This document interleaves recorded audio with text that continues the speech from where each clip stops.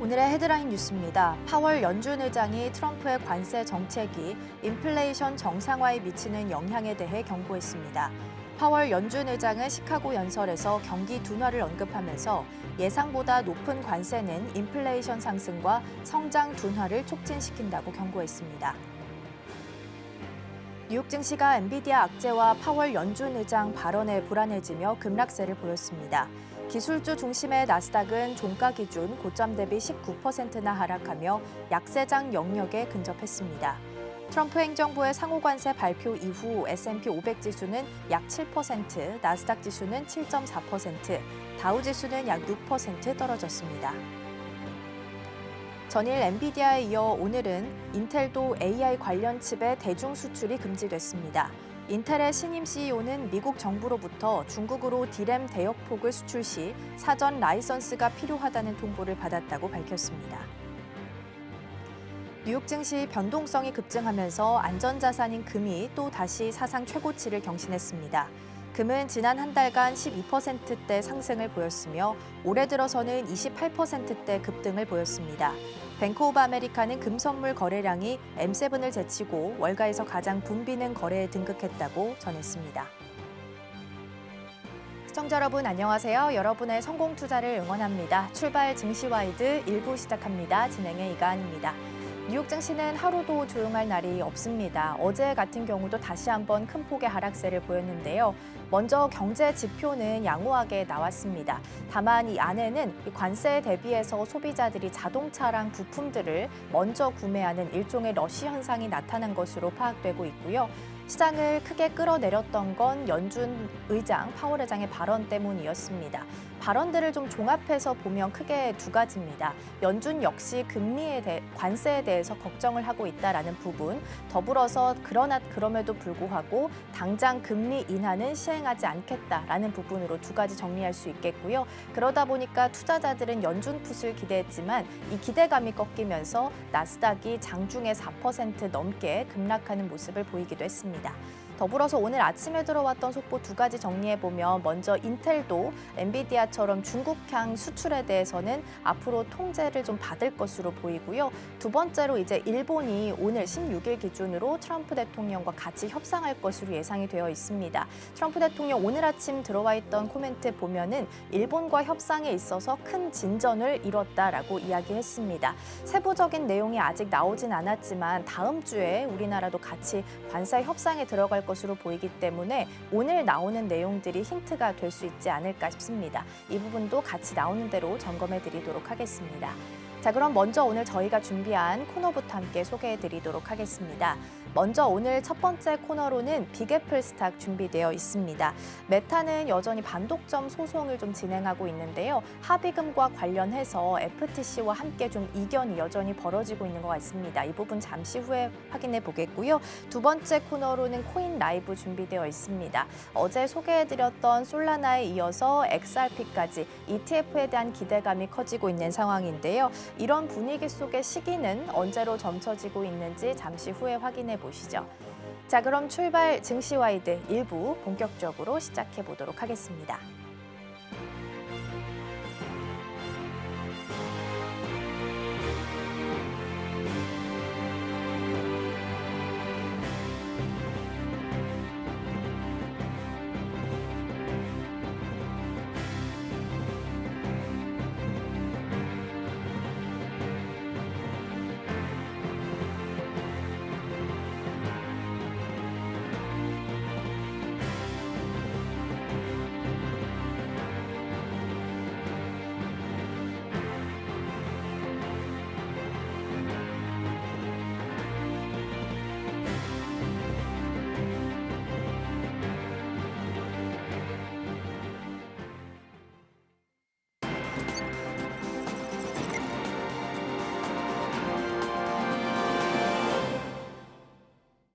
네, 첫 번째 코너 빅애플 스탁으로 이어가 보도록 하겠습니다. 오늘 도움 말씀에는 서울경제TV 윤경철 본부장 자리해 주셨습니다. 본부장님 어서 오세요. 네, 안녕하십니까. 네, 오늘도 6가지 경제 키워드 살펴보면서 이 안에서 전략들 꼼꼼하게 확인해 보겠습니다. 먼저 오늘의 첫 번째 키워드 화면을 통해서 확인해 보시죠. 네, 오늘의 첫 번째 키워드는 머스크 비밀 아이부터 보겠습니다. 월스트리트 저널 보도에 따르면 일론 머스크가 자신의 자녀들을 군단이라고 부르게 되면서 문자 그대로 인류 번식을 시행하고 있다라는 표현을 썼다라고 합니다. 일단 이 보도의 구체적인 내용은 어떤 것들이 있는지, 그리고 이 내용들이 시사하는 바는 어떤 의미가 좀 있을까요? 네, 그 월스트리트저널이 이제 단독 보도로 알려진 것인데 이제 보수 성향의 이제 인플루언서죠. 애슐리 이제 세인트 클레어라는 분이 계십니다. 이 분이 이제 일론 머스크가 자신의 아이를 아버지임을 증명하고자 하는 친자 확인을 요청을 했고 99.9% 이제 아버지임을 밝혀졌습니다. 근데 이걸 이제 감추기 위해서 머스크가 다양한 방법을 썼다라고 이제 폭로를 했습니다. 그래서 이 부분에 관한 이 보도가 나왔었고요. 머스크의 오랜 측근이자 이제 자레드 버첼이라는 중개자가 이 일을 담당하고 있다라고 보도를 했었고요. 머스크 측은 이 초기에 아이에 대한 친자 확인을 회피했다고 얘기했습니다. 그러면서 이제 비공식적인 합의와 비밀 유지 계약을 제시했다고 얘기했습니다. 그래서 이 비밀 유지 계약으로 어떤 걸 제시했냐라고 이야기를 하면서 클레어는 1,500만 달러를 일시금으로 주겠다는 것과 함께 월 10만 달러의 양육비를 제한했다고 했습니다. 그럼과 더불어 공개 발언을 금지할 것과 함께 머스크에 대한 부정적인 발언도 금지해달라고 했습니다. 그러면서 이제 출생증명서에 이름을 미기재할 것, 그러니까 아이에 대해서 어떤 것도 얘기하지 말아달라는 것과 아이의 출생에 대해서도 이제 말하지 말라는 것에 대해서 이제 이야기를 하라는 것에 대한 걸 이제 동의하라고 이제 강요를 했었고요. 세인트 클레어는 여기에 대해서 아이가 비밀처럼 느껴지는 걸까봐 이제 거부를 했다고 했습니다. 그러자 이제 이거에 대해서 그 다음 달부터 월 10만 달러 주는 금액을 4만 달러, 2만 달러 이렇게 줄였다고 이제 주장을 하고 있습니다. 그러면서 이제 머스크는 요거에 대해서 이제 왜 이렇게 했냐라는 주장에 대해서 머스크는 원래 이제 출산 프로젝트를 갖고 있다라고 이야기를 했으면서 최소 4명에서 여성과 함께 14명의 자녀를 두고 있다라고 이야기를 하고 있고요.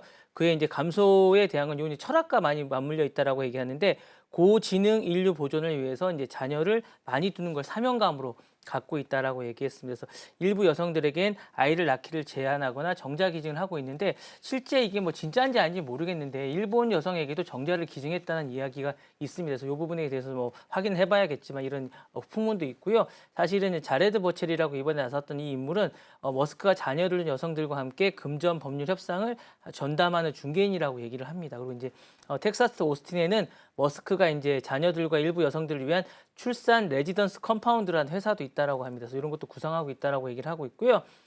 그람스라고 이제 뮤지션이 있습니다. 이런 분하고 또 이제 지본 질리스라고 이제 뉴럴링크라고 이제 머스크가 가지고 있는 회사가 있는데 여기 간부와도 약간 이런 방식의 어떤 계약이 있지 않나라는 의심이 있다라고 합니다. 그래서 이런 부분을 보도를 했었고요. 이 사건이 이제 일어나자 이제 문화적으로 정치적으로 파장이 많습니다. 그래서 사건은 단순한 사생활 이슈가 아니라 머스크의 정치적 역할이라든가 트럼프 캠프에 이제 맞물리면서 트럼프는 늘 이렇게 얘기를 했어요. 인류는 출산하지 않으면 멸망한다라는 약간 강박관념이 있는 게 아닌가라는 생각이 하면서 트럼프가 지금까지 해왔던 공공정책이라든가 기술이라든가 이런 윤리적 질문까지 맞물리면서 과연 이게 이런 행동들이 옳은 것인가라는 이야기가 계속 나오고 있습니다. 네. 네, 출산 여성에게 최대 1,500만 달러 그리고 월 10만 달러 지원에 대해서 제안을 했다라고 하는데요. 사실상 일반적인 상식으로 이해하기는 좀 어려운 부분들이 좀 있는 것 같습니다. 그래서 어떻게 보면 이렇게 정상적인 생활을 거부하고 있는 이유도 궁금하고요. 이런 사실이 일단 외부로 알려진 상황이다 보니까 미국 내에서는 어떤 파장을 좀 겪게 될까요? 이게 여러 가지 좀 계약적인 측면에서 제가 이제 어제 기사가 나서 좀 들여다봤습니다. 여러 가지 문제가 좀 있는 것 같아요. 계약적인 측면에서도 좀 문제가 있는 것 같습니다. 여러 가지 이제 비밀 유지 계약서가 좀 강제성이 좀 있는 것 같습니다. 그러니까 합법적일 수 있는 건 이제 민사상에 서로 이제 여성 간에 이제 합의적인 문제가 좀 있지만 문제 소지가 있는 영역은 좀 있는 것 같습니다. 그러니까 일방적으로 뭐 이제 머스크가 자신의 명예 보호만을 위해서 불리한 조건을 이제 강요했다는 점이라든가 아동에 대해서 이름을 밝히지 말라는 점들은 약간 이제 아동의 어쨌든 향후에 이제 권익 침해를 할 수 있는 부분이 좀 있는 것 같고요.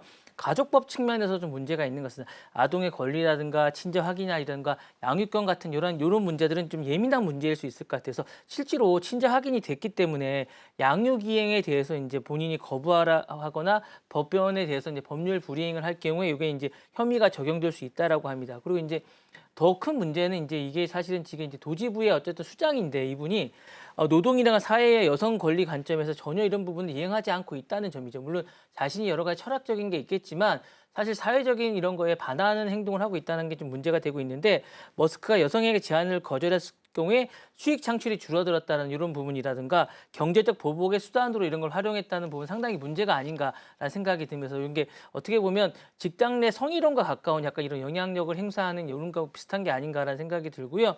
출산 과정에서 약간 의료행위 간섭 같은 것들이 약간 제가 여기서 말씀드리긴 좀 그렇지만 이런 것들이 어떤 여성의 신체적 자율성을 침해하는 행위들이 있었다면 이것도 좀 문제가 되는 게 아닌가라는 생각이 듭니다. 그래서 이런 것들이 여러 가지로 문제가 될 것 같고요. 이게 약간 권력의 비대칭성이 좀 있지 않습니까? 사실은 이제 머스크 같은 경우에는 사실 어떻게 보면 권력자 아닙니까? 권력자인데 이런 권력자가 자신의 권력을 이용해서 여성에게 침묵을 강요했다는 건 상당히 좀 약간 어쩐 충격이 아닌가. 평소에는 자신이 약간 리버럴하면서 약간 어떤 실리콘밸리 약간 아이콘처럼 자유로운 어떤 이상형인 것처럼 행동했었지만 실질적으로는 어떤 약간 이런 약간 그런 약간 어떤 합의도 하지 않고 구조에 강제를 하는 약간 이런 그런 사람이었다라는 게 밝혀지면서 상당히 좀 문제가 있는 게 아닌가라는 생각이 들고요.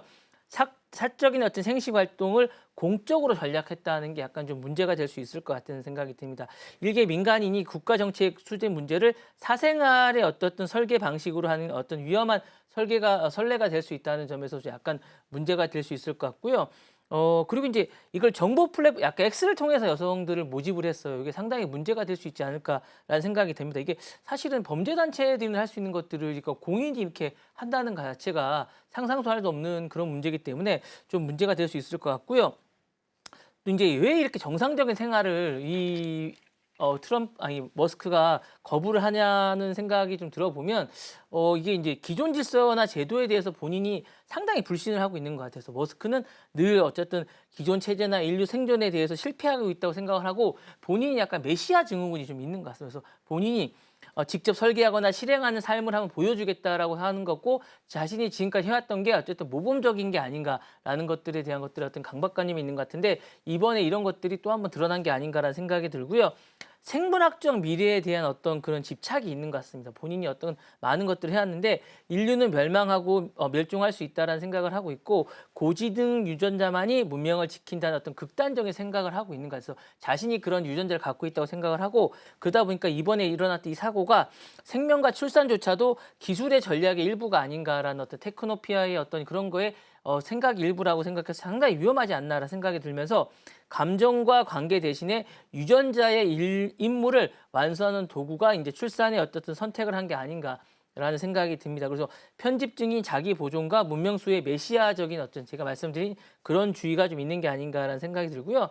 정상적인 삶이 아니라 미래의 어떤 임무 수행자로서의 삶을 살겠다라는 생각을 계속하고 있는 것 같습니다. 그래서 이런 게 있는 것 같고요. 이런 보도가 되자 이제 미국 사회에서 약간 아는 반향이 일어나고 있으면서 생명윤리와 젠더에 대한 어떤 권리 논리가 이제 계속 격화되고 있고요. 특히 이제 계약으로 출산을 하는 요 거래 구조가 이제 전례가 없는 만큼 윤리적인 논리가 계속되고 있으면서 이런 거에 하는 것 같고 우생학과 기술 엘리트주의가 다시 재등장하고 있으면서 민주주의와 인권 기반을 흔드는 이런 것들이 민감한 부분이기 때문에 과연 이런 게 옳은 것인가라는 부분이 되고 있는 것 같고요. 사적 권력을 아까 말씀드렸듯이 공적으로 하는 것들이 과연 어떻게까지 판단해야 되느냐에 대한 문제도 다시 한 번 더 떠오르고 있습니다. 사실 머스크는 기업가일 뿐만 아니라 이제 실제로는 국가의 어떤 영향력이라든가 자원을 다루는 존재입니다. 그러니까 이 부분에 대한 것들이 많이 문제가 좀 있는데 사실은 이게 미국 내에서 기술 권력자들에 대한 법적 권력이라든가 규제 논의가 지금 전혀 없고 특히 머스크 같은 경우에는 이제 트럼프의 측근이다 보니까 그리고 이제 도지부의 수장이다 보니까 전혀 견제 장치가 없습니다. 그러다 보니까 이런 게 대해서 이제 뭔가 1인 초국가 권력에 대한 어떤 뭔가 있어야 되지 않느냐, 견제 장치가 있어야 되지 않느냐는 이야기가 다시 나오고 있으면서 이런 부분이 있으면서 정치적 파장이 많이 되고 있는 게 아닌가라는 생각이 듭니다. 네. 네, 일방적인 상식과는 조금 괴리가 있어 보입니다. 특히나 생명 관리나 공공성 파괴에 있어서는 일단 비판을 피할 수 없지 않을까라는 생각도 듭니다. 자, 그럼 이어서 두 번째 키워드 함께 확인해 보시죠. 네, 두 번째 키워드는 4억 5천만 달러 그리고 180억 달러 보겠습니다. 마크 저커버그가 4월 초에 FTC 반독점 소송과 관련해서 4억 5천만 달러로 이제 합의금을 제시를 했습니다. 네네. 그런데 이에 대해서 FTC가 이 가격 터무니없다라고 이야기한 상황이고요. 그래서 숫자만 놓고 봤을 때 4억 5천만 달러 그리고 vs 180억 달러인데 이 숫자 사이에 있는 괴리는 어떤 것을 좀 의미하게 될까요?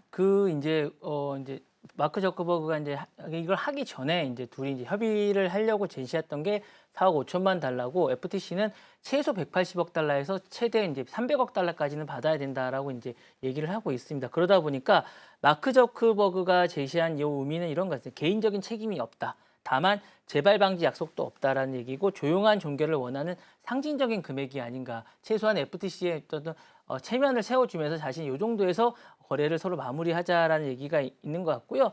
약간 이거는 이제 어떤 기업의 정부 규제를 위기관리 관점에서 미봉하려는 시도가 아닌가라는 생각이 됩니다. 그래서 돈으로 끝내고 체질을 바꾸지 않겠다라는 시그널의 의미가 아닌가라는 생각이 들고요. 다만 이제 FTC의 180억 이상의 어떤 그 요구는 이런 의미인 것 같습니다. 사실 단순한 가진금이 아니라 시장의 독점 구조나 이런 체제를 해체하거나 통제하겠다는 강력한 정책의 선언이 아닌가라는 생각이 듭니다. 그러면서 숫자로 보면 요게 이제 그 180억 달러라는 게 이제 페이스북의 연간 매출의 한 25% 정도 되는 이런 겁니다. 그래서 아까 4분의 1 정도 되는 어쨌든 그런 거에 대한 해당되는 수준이기 때문에 요 정도는 내놔야 어쨌든 되는 거고 300억 달러는 거의 절반 가까운 수준이기 때문에 요 정도 돼야지 합의 명령이 포함되어 있고 향후 플랫폼 운영 방식에 구조적 개입을 하겠다는 뜻을 갖고 있기 때문에 요렇게 이제 의사 표현을 서로 이제 한 것으로 저는 보고 있으면서 요 계리적인 철학의 차이가 좀 있는 것 같고요.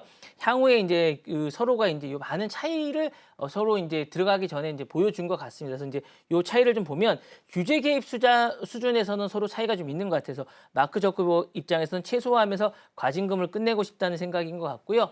FTC 같은 경우에 시스템적 개입이라든가 구조적 변경 요구를 좀 하고 싶은 생각이 있는 것 같습니다. 그래서 이런 게 있는 것 같고 책임적인 방식에서도 좀 차이가 있는 것 같아서 마크 저커버그는 돈으로 그냥 모든 걸 다 해결하고 싶다라는 생각이 좀 있는 것 같고 FTC 같은 경우에는 미래 지배력을 좀 제한했으면 좋겠다.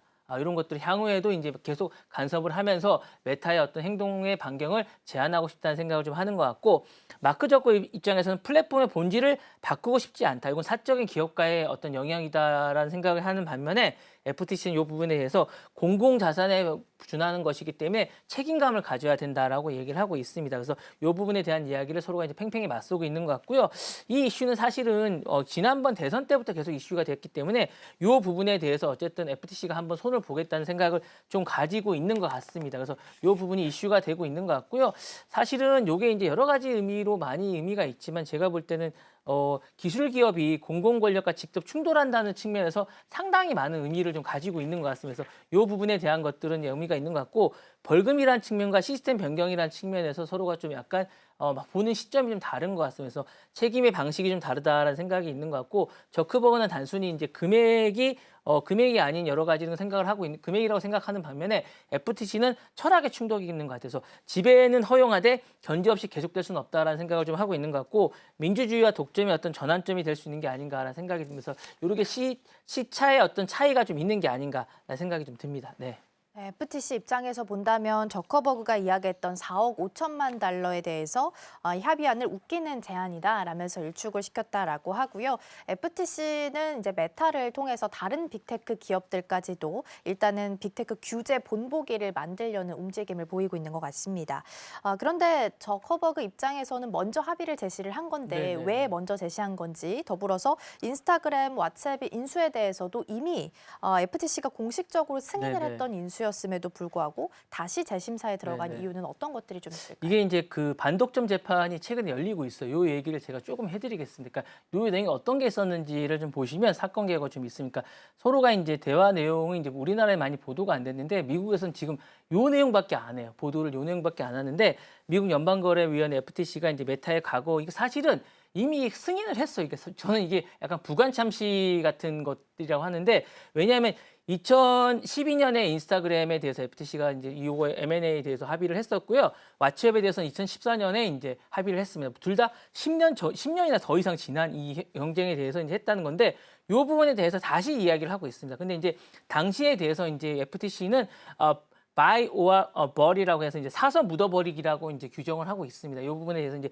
그렇게 얘기하고 있고 재판에서 이제 샌드버그 전 CEO나 저커버그 CEO에 대해서 이제 출석을 요구하고 있습니다. 샌드버그라고 이제 전 페이스북 여성 이제 유명한 CEO죠. 이 부분에 대해서 이제 이야기를 하고 있습니다. 불러서 이제 증인을 출석시켜서 이야기를 계속 듣고 있습니다. 그래서 이 두 사람에 대해서 이제 얘기를 하고 있는데 어떤 식의 얘기가 나왔으면 샌드버거는 이렇게 얘기하고 있습니다. 지난주 이제 어제 저녁에 이제 수요일 날 얘기를 하고 있었는데 FTC가 2011년 이메일을 지목하면서 당시 페이스북의 경쟁사인 구글의 플러스 광고를 금지한 내부 문제를 삼았고요. 이 부분에 대해서 이제 FTC 문제를 삼았는데 샌드버거는 당시에 매우 무서운 시기였다고 해석을 하면서 우리는 복제한 제품은 처음이었다고 하면서 구글의 위협을 강조했습니다. 그래서 이 부분에 어쩔 수 없었다라고 자신들이 이거를 이제 인수할 수밖에 없었다고 얘기하고 그러니까 그녀는 구글의 광고를 차단하도록 직접 제안한 이메일을 공개했습니다. 그러면서 어쨌든 이거는 M&A는 합법적이라고 계속 주장을 하고 있습니다. 그래서 그녀는 현재 합의회로 올라와나 당시 이메일에서 경쟁앱 광고를 받으면 우린 바보처럼 보일 것이라고 말을 하면서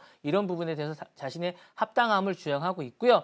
저크버그는 3일간 계속 진행되고 있습니다. 계속 진행되면서 이제 취재가 되고 있는데 FTC에 수십 건의 이메일 바인드를 제공하면서 저크버그는 과거의 경쟁사를 인수에 차단하려고 했다는 이 주장에 대해서 이제 반박하고 있습니다. 그래서 이런 걸 얘기하고 있고 그리고 2018년 이메일에 저크버그는 다음과 같이 쓰고 있습니다. 향후 5년에서 10년 내 인스타 왓츠앱에 분리당할 가능성이 있다라고 얘기를 하고 있습니다. 이런 부분에 대해서도 걱정스러운 부분에 대해서도 이야기를 하고 있고요.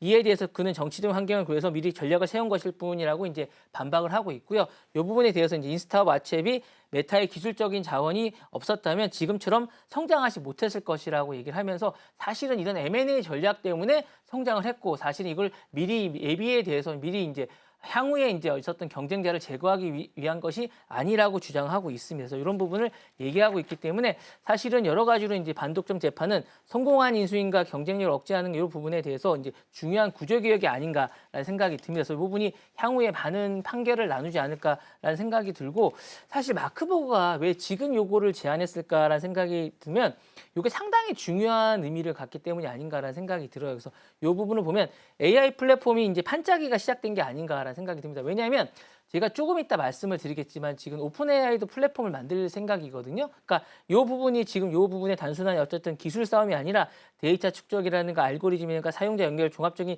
통제권 싸움이 되는데 여기에서 이제 밀리면 안 된다는 생각을 좀 하고 있는 것 같고요. 단순히 재판을 통해서 이렇게 힘들게 하는 것보다 시간이나 자원이라든가 브랜드 리스크를 좀 줄이는 게 차라리 비용을 좀 많이 지불하고서라도 하는 게 낫지 않겠냐라는 생각을 하는 것 같고 그다음에 이제 이 싸움은 약간 이런 것 같아요. 지금 트럼프 정부가 메타랑 싸우는 게 아니라 전 정부랑 싸우는 느낌이 좀 강합니다. 그러다 보니까 이런 싸움을 빨리 끝내는 게 좋다고 생각하는 것 같아요. 지금 약간 트럼프 대 바이든 대 이런 게 지금까지 계속되는 게 아닌가라는 생각을 하고 있어서 저크버그는 합의를 통해서 마무리 짓고 정치적 공격 속에서 약간 이런 걸 빨리 벗어나고자 하는 이런 생각이 좀 있는 것 같습니다. 그래서 이런 것 같고 FTC는 왜 이제 과거의 이런 부분들을 다시 꺼내서 이제 약간 인수합병을 문제 삼느냐 하는 문제도 좀 있는데 이거는 과거에 본인들이 그 잘못을 인정을 했습니다. 그렇기 때문에 이제 요거를 당시 승인 조건과 결과가 달라졌기 때문이라고 얘기를 하고 있고요. 실질적으로는 조건부 승인에서 이제 메타가 상당 부분을 위반했다고 좀 얘기를 하고 있습니다. 그리고 이제 AI 플랫폼 시대에 새로운 경쟁의 정의가 필요하지 않을까라는 생각이 좀 들고 있는데 실질적으로 이제 말씀드렸다시피 제가 보기에는 약간 그 전 정부의 바이든 정부 때나 아니면 자신들이 대선 가도 때 메타에게 약간 불이익을 당했다는 이런 것들이 많이 작용하지 않았나라는 생각이 듭니다. 그래서 이런 부분이 이제 제가 보기에 모든 것들은 제가 볼 때 AI 시대의 플랫폼에 대한 어떤 구조에 대한 전초전이 아닌가라는 생각이 듭니다. 네. 네, 빅테크 규제 이슈 속에서 어떤 결정을 내리게 될지 뉴스 체크도 나오는 대로 계속해서 해드리도록 하겠습니다. 자, 그럼 이어서 다음 키워드 함께 살펴보시죠. 네, 다음 키워드는 NSA 지명수배 보겠습니다. 중국이 이제 미국 국가안보국을 겨냥을 해서요. 아시아 동계게임 기간 중에 우리 중국 쪽을 향해서 사이버 공격을 시도했다라는 비판을 내놓았습니다. 일단 진위 여부도 좀 확인을 해봐야 될 텐데 궁금하고요. 더불어서 이런 뉴스들이 시사하는 바는 어떤 것들이 좀 있을까요? 일단 내용을 좀 말씀드리면 이게 이제 진위 여부는 제가 정확하게 파악은 잘 못하겠는데 일단 중국이 발표를 했습니다. 공식적으로 발표를 했고 중요한 건 NSA가 계속 중국을 그동안 공격을 해왔었는데 이 부분에 대해서 기본적으로 이제 미국 국가안보국이 계속 중국이 자신들을 사이버 공격을 해왔다라고 계속 수없이 한 10번도 넘게 공격을 했을 거예요. 지난해 올해까지. 근데 이렇게 얘기를 했는데 처음으로 중국이 미국 NSA를 첨단 사이버 공격의 주체로 지목을 했습니다. 중요한 건 실명과 수배 조치를 했다는 거예요. 약간 의례직업입니다. 그래서 지난 4월 15일 날 베이징이 이제 로이터 통신에 따르면 이렇습니다. 중국이 지난 2월에 아시안 동계 기간 중에 미국의 이제 국가안보국이 첨단 사이버 공격을 감행했다라고 얘기를 했습니다. 그래서 자신들만 하는 것이 아니라 미국도 이런 걸 공공연하게 한다는 걸 약간 강조한 게 아닌가라는 생각이 들고요. 야, 이런 거는 왜 했냐라고 이제 자신들이 주장하기는 중국의 주요 산업시설이라든가 이런 것들을 공격하기 위한 것으로 이제 규정하고 있다라고 얘기하고 있고요. 하얼빈 공안 당국이 이제 이걸 근거로 밝혔습니다. 그러면서 이제 사이버 공격을 조사한 결과 NSA 요원 3명의 공개 수배를 했습니다. 그러면서 이제 이러면서 캘리포니아 UC 버지니아 공격이죠. 버지니아 택이라든가 해킹에 연루되어 있다라고 얘기를 했었고요. 다만 구체적인 연루 방식은 명시하지 않았습니다. 그러면서 이렇게 했었고요. 3명의 요원에 대해서도 특정을 했습니다. 제가 여기서 이름을 밝히긴 좀 그런데 어쨌든 3명의 요원을 어쨌든 이름을 공식적으로 밝혔습니다. 그러면서 얘기를 했었고요. 반복적으로 중국의 인프라를 공격했으며 특히 하웨이 및 자신이 이제 맡기는 하웨이입니다. 하웨이. 이제 계속 이제 하웨이가 여기 이제 어쨌든 늘 얘기를 할 때 이제 뭐 AI나 이런 거에서 이제 약간 자신들의 칩을 미국이 빼간다고 엔비디아를 통해서 빼간다고 얘기하는 하웨이 및 기타 기업에 대한 사이버 공격이 연루됐다고 얘기를 하고 있는데 제가 보기에는 약간 이런 것 같습니다. 사건은 약간 단순한 해킹이 아니라 국가 간의 어떤 사이버 전쟁전을 띈 약간 외교적 충돌이 아닌가라는 생각이 들고요. 중국의 조치는 약간 NSA 요인의 실명과 수배를 이룸으로써 미 대학 간이 연루돼 있다는 의혹을 제기함으로써 약간 미국의 말에 신뢰도를 떨어뜨리고자 하는 약간 의도가 좀 있는 것 같습니다. 그러면서 이제 미중 간의 어떤 사이버 전쟁 갈등을 일으키면서 외교라든가 정보의 기술 패권으로 심화되고 있는 게 아닌가라는 생각이 듭니다. 이런 식으로 얘기를 하면서 이제 사이버 공간이 단순히 뭐 이런 것이 뭐 단순한 어떤 여러 가지 뭐 약간 이런 단순한 여러 그런 게 아니라 지정학적으로 제5의 전장이 되고 있는 게 아닌가라는 생각이 들면서 예전에 육해, 공군, 우주가 이제 중심이 되었다면 사이버 공간이 또 다른 어떤 전쟁이 되는 게 아닌가라는 생각이 들면서 또 그런 생각이 되고 또 중국이 그동안 계속 공격자의 어떤 그런 느낌이었다면 이번에 어쨌든 피해자 프레임으로 하려는 게 아닌가라는 생각이 듭니다. 그래서 우리가 먼저 당하고 있다는 서사를 만들면서 공격을 하는 게 아닌가라는 생각이 들고요. 사실은 이제 계속 기술 패권에서 이제 어떤 충돌이 있는데 사이버 안보로 재편하면서 약간 이런 것들을 약간 시선을 돌리려고 하는 게 아닌가라는 생각도 좀 있습니다. 이런 것들을 다 있는 게 아닌가라는 생각이 듭니다. 네. 네, 중국 입장에서는 미국을 공개적으로 좀 딱 지목해서 비판을 한 사건으로 볼 수 있을 것 같고요. 미국에 대한 이중 잣대와 위선을 비판한 시각들도 제기가 되고 있습니다. 그러면 사이버 개입에 대해서 경고를 확산하는 계기로 활용할 수도 있을 것 같은데요. 향후에 미중 디지털 정보전 이렇게 본다면 어떻게 전개가 좀 될까요? 이게 이제 여러 가지로 변화될 것 같아요. 그러니까 글로벌로 이제 디지털 블록화가 본격화되지 않을까라는 생각이 드는데 미국 중심으로 이제 나토라든가 한국이라든가 EU 등이 사이버 동맹을 맺으면서 이제 할 것 같고 중국 중심으로는 러시아라든가 이란이라든가 이런 거기 이제 그러니까 미국이 약간 이제 지금 제재를 AI 관련해서 제재를 가하는 국가들이 또 동맹이 되지 않을까라는 생각이 또 듭니다. 그래서 이렇게 이제 서로가 블록화가 될 것 같고요. AI 전쟁의 어쨌든 그런 전초전이 아닌가라는 생각이 들어요. 지금 이게 이제 그러니까 알고리즘이 상당히 중요하잖아요. 알고리즘이 데이터 및 훈련에 대한 주도권 경쟁이 본격적으로 된 게 아닌가라는 생각이 듭니다. 미국이 사실은 지금 오픈소스 중심의 어쨌든 이런 것들에 대해서 생태계를 장악하려고 하고 있는데 중국도 이제 데이터 훈련을 계속하고 있는데 이런 전쟁을 미리 이제 많은 것들을 하고 있는데 요거에 대해서 다국적 기업에서 데이터 이전 금지를 하고 있습니다. 그러면서 이제 자국의 AI를 보호하고 있는데 요게 이제 이런 식의 방식이 되는 것 같아요. 누가 더 많은 사람을 자국의 알고리즘에 대해서 살게 하고 있느냐라는 전쟁을 하고 있는데 요것을 하기 전에 서로가 이제 탐색전을 하는 게 아닌가라는 생각이 들고요. 사이버 공격과 이제 반격의 경계가 좀 모호해지는 듯한 생각이 듭니다. 그래서 제도화된 디지털 교전이 계속되고 있는 듯한 생각이 들고요. 결과적으로 사이버 공격이 되면서 정보 조작이 되고 그다음에 외교 프레이밍이 되면서 내정 간섭이 프레이밍이 될 게 아닌가라는 생각이 드는 이런 식으로 번져나가지 않을까라는 생각이 들고요.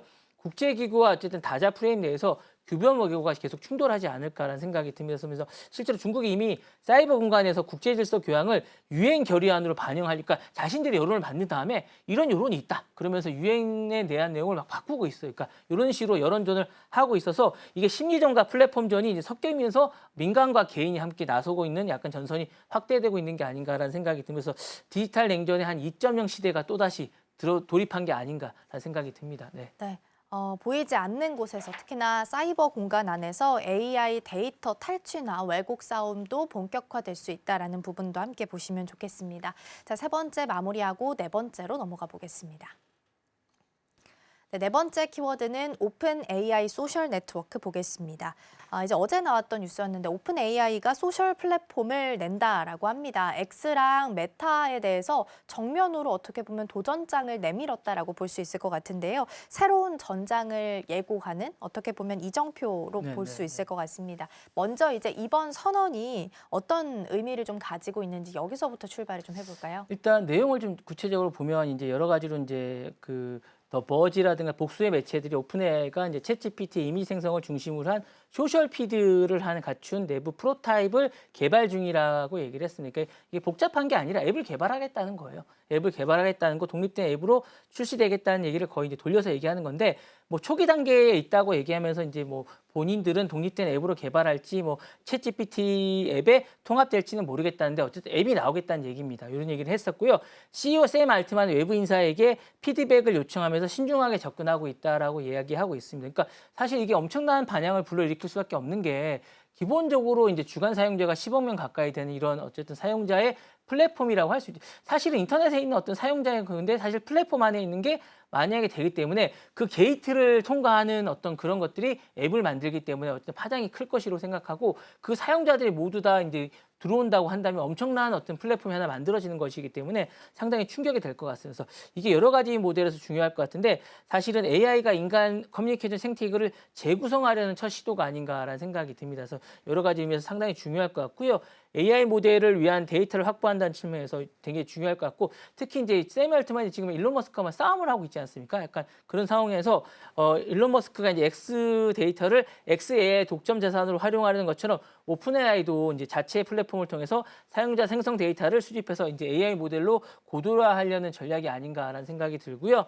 사용자 참여와 이제 주목도 확보를 좀 하려는 시도도 좀 있는 것 같습니다. 그러다 보니까 현재 오픈AI가 월간 사용자 수는 이제 수억 명에 달하고 있지만 사실 메타나 구글 같은 빅테크들에 비교하면 사실은 여전히 격차가 좀 있는 것 같아요. 여러 가지 측면에서 소셜 플랫폼을 통하면 더 많은 사람들이 사용할 수 왜냐하면 그 안에서 뭐 이렇게 약간 뭔가 놀 수 있는 약간 이야기를 나눌 수 있는 그런 게 좀 있습니다. 지금은 일방적으로 뭔가를 할 수 있는 거거든요. 상호간에 뭘 할 수 있는 거 없으니까 유일하게 이제 뭔가 인공지능과 할 수 있는 건데 상호간에 뭔가를 할 수 있다면 더 많은 사람들이 더 많이 사용할 수 있는 것들이 많이 있을 수 있다고 생각이 들면서 이런 것들을 하려면 되고 그렇게 하면 기업 가치가 훨씬 더 높아지기 때문에 오픈AI가 지금에 있는 그런 기업 가치보다 훨씬 더 높아지고 향후에 지금 목표로 했던 소프트뱅크가 하고 있던 그런 기업 가치에 대한 목표를 바로 달성할 수 있지 않을까라는 생각도 듭니다. 그래서 이런 것들 때문에 하려고 하는 게 아닌가라는 생각도 들고 이렇게 될 경우에 이제 경쟁은 더욱더 심해질 것 같습니다. 그래서 일론 머스크 XAI라든가 메타의 AI 기반 소셜에 있던 이런 기반의 서비스들과 함께 경쟁이 더욱 치열해지지 않을까라는 생각이 듭니다. 네. 네, 오픈 AI의 CEO인 올트먼 CEO가 이제 SNS 플랫폼을 개발 중이다라고 이야기를 한 상황이고요. 독립적으로 내놓을지 아니면 챗 GPT에 통합을 해서 내놓을지 아직까지는 결정이 좀 되지는 않은 상황으로 파악이 됩니다. 일단 오픈 AI에서 SNS를 자체적으로 낸다는 것 자체가 획기적인 계획으로 좀 볼 수 있을 것 같고요. 생태계도 재구성할 수 있는 계기가 될 것 같습니다. 만약에 오픈 AI가 플랫폼을 출시를 하게 된다면 향후에 소셜 플랫폼 시장 판도는 어떻게 좀 재편이 되게 될까요? 뭐 여러 가지 시나리오가 있을 것 같아요. 그러니까 나와봐야 알겠지만 어떻게 나올지를 잘 몰라서 이게 제가 좀 저도 이제 되게 상당히 궁금합니다. 어떻게 나올지 만들긴 쉬울 것 같은데 샘 올드만이 만들면 어떻게 만들지는 정말 좀 궁금합니다. 기발하게 만들 것 같은데 일단 시나리오 여러 가지가 있습니다. 이제 시장에서 나와 있거나 이제 언론들이 평가하는 시나리오는 여러 가지가 있는데 AI 네이티브 플랫폼의 독자 생태계가 형성되지 않을까라는 생각을 하고 있습니다. 기존의 SNS는 사람이 콘텐츠를 만들고 소비하는데 오픈AI SNS는 AI가 콘텐츠를 만들고 대화합니다. 그러다 보니까 이제 인간과 AI가 함께 커뮤니티를 구성하게 되지 않을까라는 생각이 들고요. 이 구조는 아마 이제 이렇게 될 것 같아요. 콘텐츠를 생성하고 커뮤니케이션이 되고 관계를 형성하는 신개념 생태계가 만들어질 것 같은 생각이 좀 들고요. 기존의 SNS와 달리 이제 완전한 새로운 UX의 구조가 생겨나지 않을까라는 생각이 듭니다. 또 다른 구조는 이런 것 같아요. AI 기반의 퍼스널 미디어가 소셜을 대체하지 않을까라는 생각이 듭니다. 오픈AI가 SNS의 유저가 아닌 AI 페르소나라든가 나 대신 글을 쓰고 커뮤니케이터 활동할 수도 충분히 있을 것 같아요. 나 대신 이제 뭐 누가 글을 대신에 쓰고 아바타라든가 이런 게 있을 것 같고 나와 가치나 성향을 학습이 된 이런 AI가 브랜드처럼 나를 운영해 줄 수도 있을 것 같은 생각이 들으니까 충분히 가능할 것 같아요. 왜냐하면 이게 다른 SNS와 다르게 뭔가 이게 학습된 그런 것들이 있지 않습니까? 그러니까 충분히 가능할 것 같은 상상도 가능할 거, 재미있을 것 같은 그런 생각이 들기 때문에 이런 게 가능할 것 같고요. 이렇게 되면 이제 이미 학습된 다른 거와 다르게 메타는 이미 이제 라마화된 AI 고도화되고 엑스도 이제 그러고 있기 때문에 이런 AI와 관련된 SNS가 더 활발해지지 않을까라는 생각도 한번 상상해 보게 됩니다. 그래서 이런 것들이 소셜 플랫폼 개념 자체도 AI 중심으로 리디자인 되지 않을까라는 생각이 드는데 조만간 되지 않을까라는 생각이 듭니다. 네. 네, 오픈 AI까지 같이 끼어들게 된다면 X랑 메타 더불어서 오픈 AI까지 3파전이 좀 펼쳐질 수도 있다라는 부분 함께 보시면 좋겠습니다. 다음 키워드 함께 확인해 보시죠. 네, 다음 키워드는 AI Diffusion Rules 보겠습니다. 최근 미국이 발표한 AI Diffusion Rules가 어떤 걸 의미하고 있는지 일단 궁금하고요.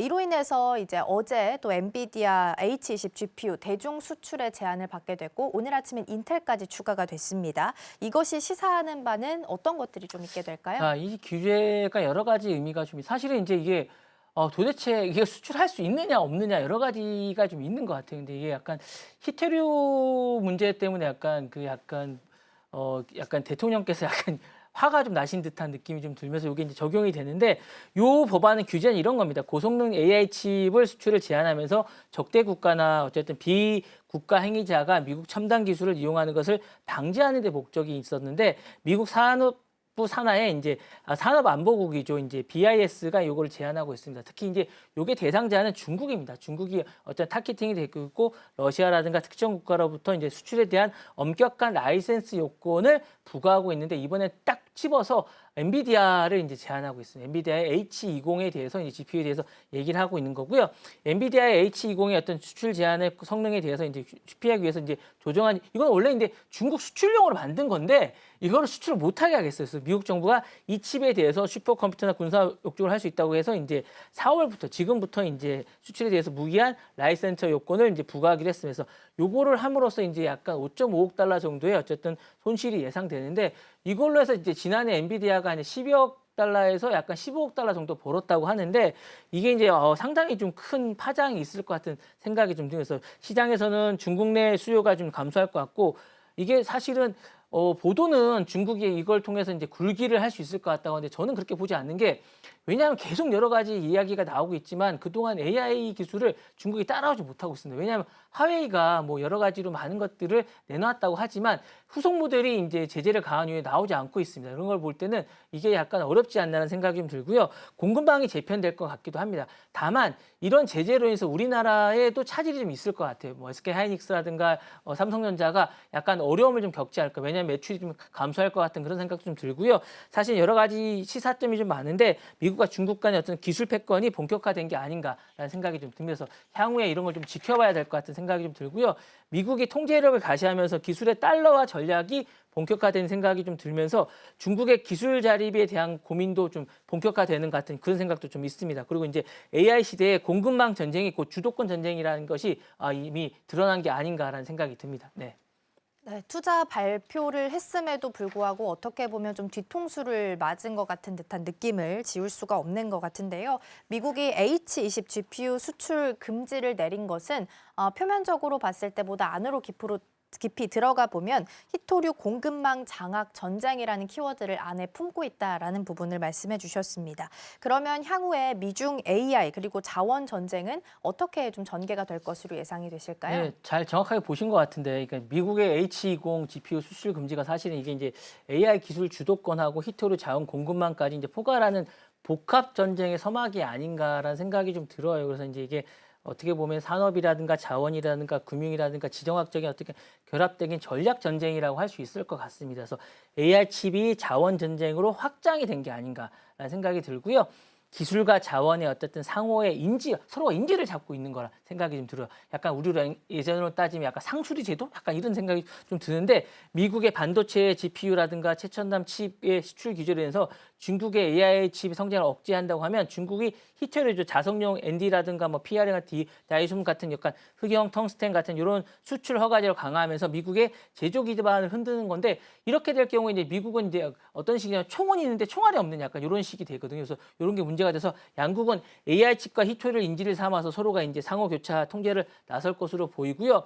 공급망의 이중화와 약간 기술의 독립 레이스가 계속되지 않을까라는 생각이 됩니다. 그래서 미국은 사실은 우방국 중심으로 AI 공급망 블록화를 구축할 생각이 있는 것 같고요. 뭐 GPU라든가 서버 소재의 어떤 것들에 대한 어떤 분야를 탈중국을 추진하지 않을까라는 생각은 듭니다. 근데 또 뭐 트럼프 정부가 이제 계속 변화가 있어서 이것도 어떻게 될지는 사실 잘 모르겠습니다. 이런 게 좀 있는 것 같고요. 중국 역시 하웨이나 샤오미, 알리바바 이제 중신 SMIC죠.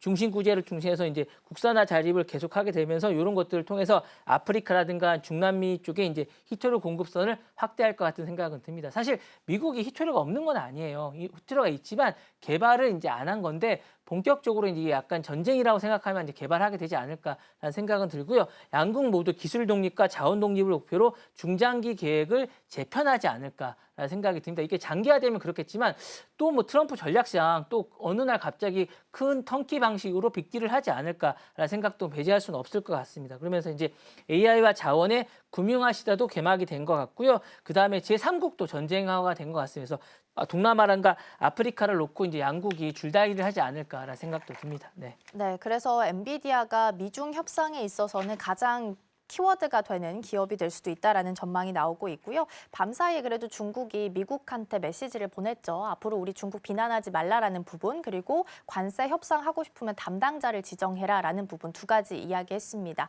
다만 미국 쪽에서 당장 이걸 받아들일지는 조금 더 보셔야 될 것 같습니다. 자, 그럼 이어서 마지막 키워드 함께 확인해 보겠습니다. 네, 마지막 키워드는 테무, 미국 쇼핑 광고 철수 보도록 하겠습니다. 중국에서 가장 유명한 또 온라인 플랫폼 중 하나가 테무인데요. 미국 구글 쇼핑 광고를 전면 중단한다라는 소식이 전해졌습니다. 그래서 3일 만에 앱스토어 순위가 3, 4위에 자리하고 있던 게 58위까지 떨어졌다라고 하는데요. 일단 이게 시사하는 바는 어떤 것들이 좀 있을까요? 이게 여러 가지 의미를 시사하는 것 같은데 이제 글로벌 플랫폼 경쟁에서 이제 알고리즘 주권이라는 생각이 좀 있는 것 같아요. 이게 사실은 테무가 여러 가지 방식으로 했는데 특히 안드로이드 앱에서 이제 구글 광고를 통해서 많이 했어요. 사실 1위까지 했었고요. 보통 2, 3위 정도의 앱 순위를 기록했습니다. 그러면서 이제 플랫폼 종속성이 얼마나 위험한 변수인지 향후에 이제 재산 이런 것들을 이제 플랫폼 작업을 할 때 중요한 메시지를 전달하는 게 아닌가라는 생각이 듭니다. 최근에 이제 미니미스 더 미니미스라는 어떤 그 전략을 이제 하면서 이제 관세 정책을 발표하면서 이제 테무가 이 부분에 대해서 이제 철수하기로 결정을 한 겁니다. 왜냐하면 광고를 해봤자 아무도 구매를 하지 않을 거기 때문에 이걸 이제 철수하게 됐는데요.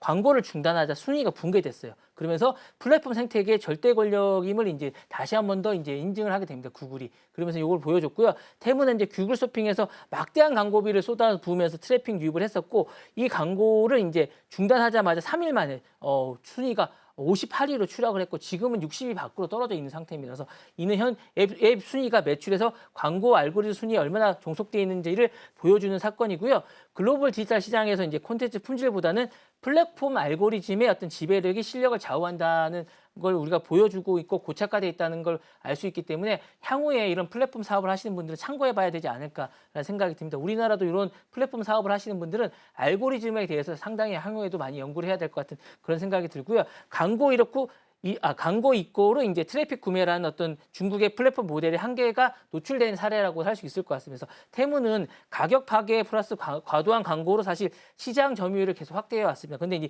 이번 광고가 끊기면서 사실상 생명선이 사라지는 구조가 됐습니다. 그러면서 이제 유기적 브랜드 충성도라든가 자생적인 어떤 콘텐츠 확산이 없기 때문에 돈으로 만들었던 약간 그런 유동성이 있었거든요. 그러다 보니까 이런 것들이 드러났고요. 사실은 테무의 모델은 사실은 매출 순위나 지표나 광고 레버리지에만 의존해왔기 때문에 비실효성이 드러난 게 아닌가라는 생각이 들고요. 미국의 빅테크에 대한 중국 기업의 어쨌든 구조적 취약성이 드러난 게 아닌가라는 생각이 듭니다. 그래서 이게 이제 시사하는 바는 디지털 식민화에서 벗어나진 중국의 플랫폼의 민낯이 이번에 드러난 게 아닌가라는 생각이 듭니다. 네, 디지털 무역도 비껴가지 못한 국가 간 경쟁이 좀 심화될 수 있다라는 부분 짚어봤고요.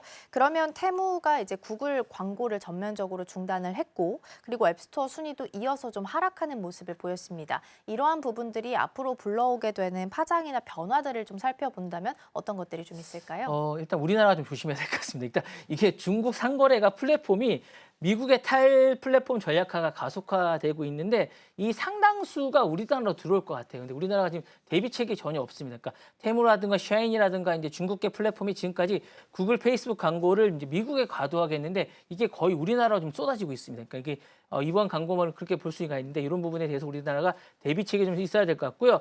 이번 사건으로 이제 약간 이런 조직들이 깨달은 게 뭐냐면 플랫폼 광고만으로 이제 생존이 불가능하다는 뼈아픈 교훈을 좀 얻은 것 같아서 광고 생태계에서 종속에는 자체 유입 생태계의 전환이 가속화될 것 같은 생각이 있고 이런 걸 만들어야겠다 뭔가 생각을 좀 한 것 같아요. 그리고 이제 구글 쇼핑 광고 시장이 가격 인플레이션과 이제 독점 논란이 재점화될 것 같습니다. 이게 이제 증명이 된 거예요. 구글의 어쨌든 이게 물론 플랫폼이라든가 쇼핑 광고가 얼마만큼 영향력이 있다는 게 증명이 됐기 때문에 가격이 상당히 올라갈 것 같습니다. 이 부분에 있었고 CPC라고 그러죠. 구글 광고 시장 내 이 가격이 구조에 큰 충격을 주면서 이제 가격이 높아지지 않을까라는 생각이 있을 것 같고요. 미국 내에 있는 앱스토어 순위에서 시스템에 대한 조작이나 통제 가능성도 이제 논란이 될 것 같아요. 테무가 광고를 멈추자마자 3일 만에 50계단 이상 이제 하락한 건 약간 그동안 이게 정말 투명하게 어떤 순위가 올라간 건지도 약간 의심스럽니까? 약간 중국스럽다라는 생각이 좀 드는 게 너무 순위가 많이 올라간 게 아닌가라는 생각이 좀 들면서 이게 약간 앱 순위의 투명성과 조작 가능성이 있는 게 아닌가라는 생각이 들고요. 약간 중국 플랫폼과 이제 지배하는 AI 알고리즘의 전쟁의 어떤 신호의 전환이 된 게 아닌가라는 생각이 듭니다. 그래서 이 부분을 다 이제 종합해 보자면 광고 지배력이 알고리즘 주권이 가면서 AI 커머스 전쟁으로 이제 본격화되는 게 아닌가라는 생각이 듭니다. 네. 네, 테무 관련해서 구글 광고 전면 중단에 대한 이야기까지 나눠봤습니다. 6가지 경제 키워드 살펴봤고요. 오늘 투자하실 때 참고해 보시면 좋겠습니다. 오늘 본부장님과는 여기서 인사 나누겠습니다. 오늘 말씀 고맙습니다. 네, 감사합니다.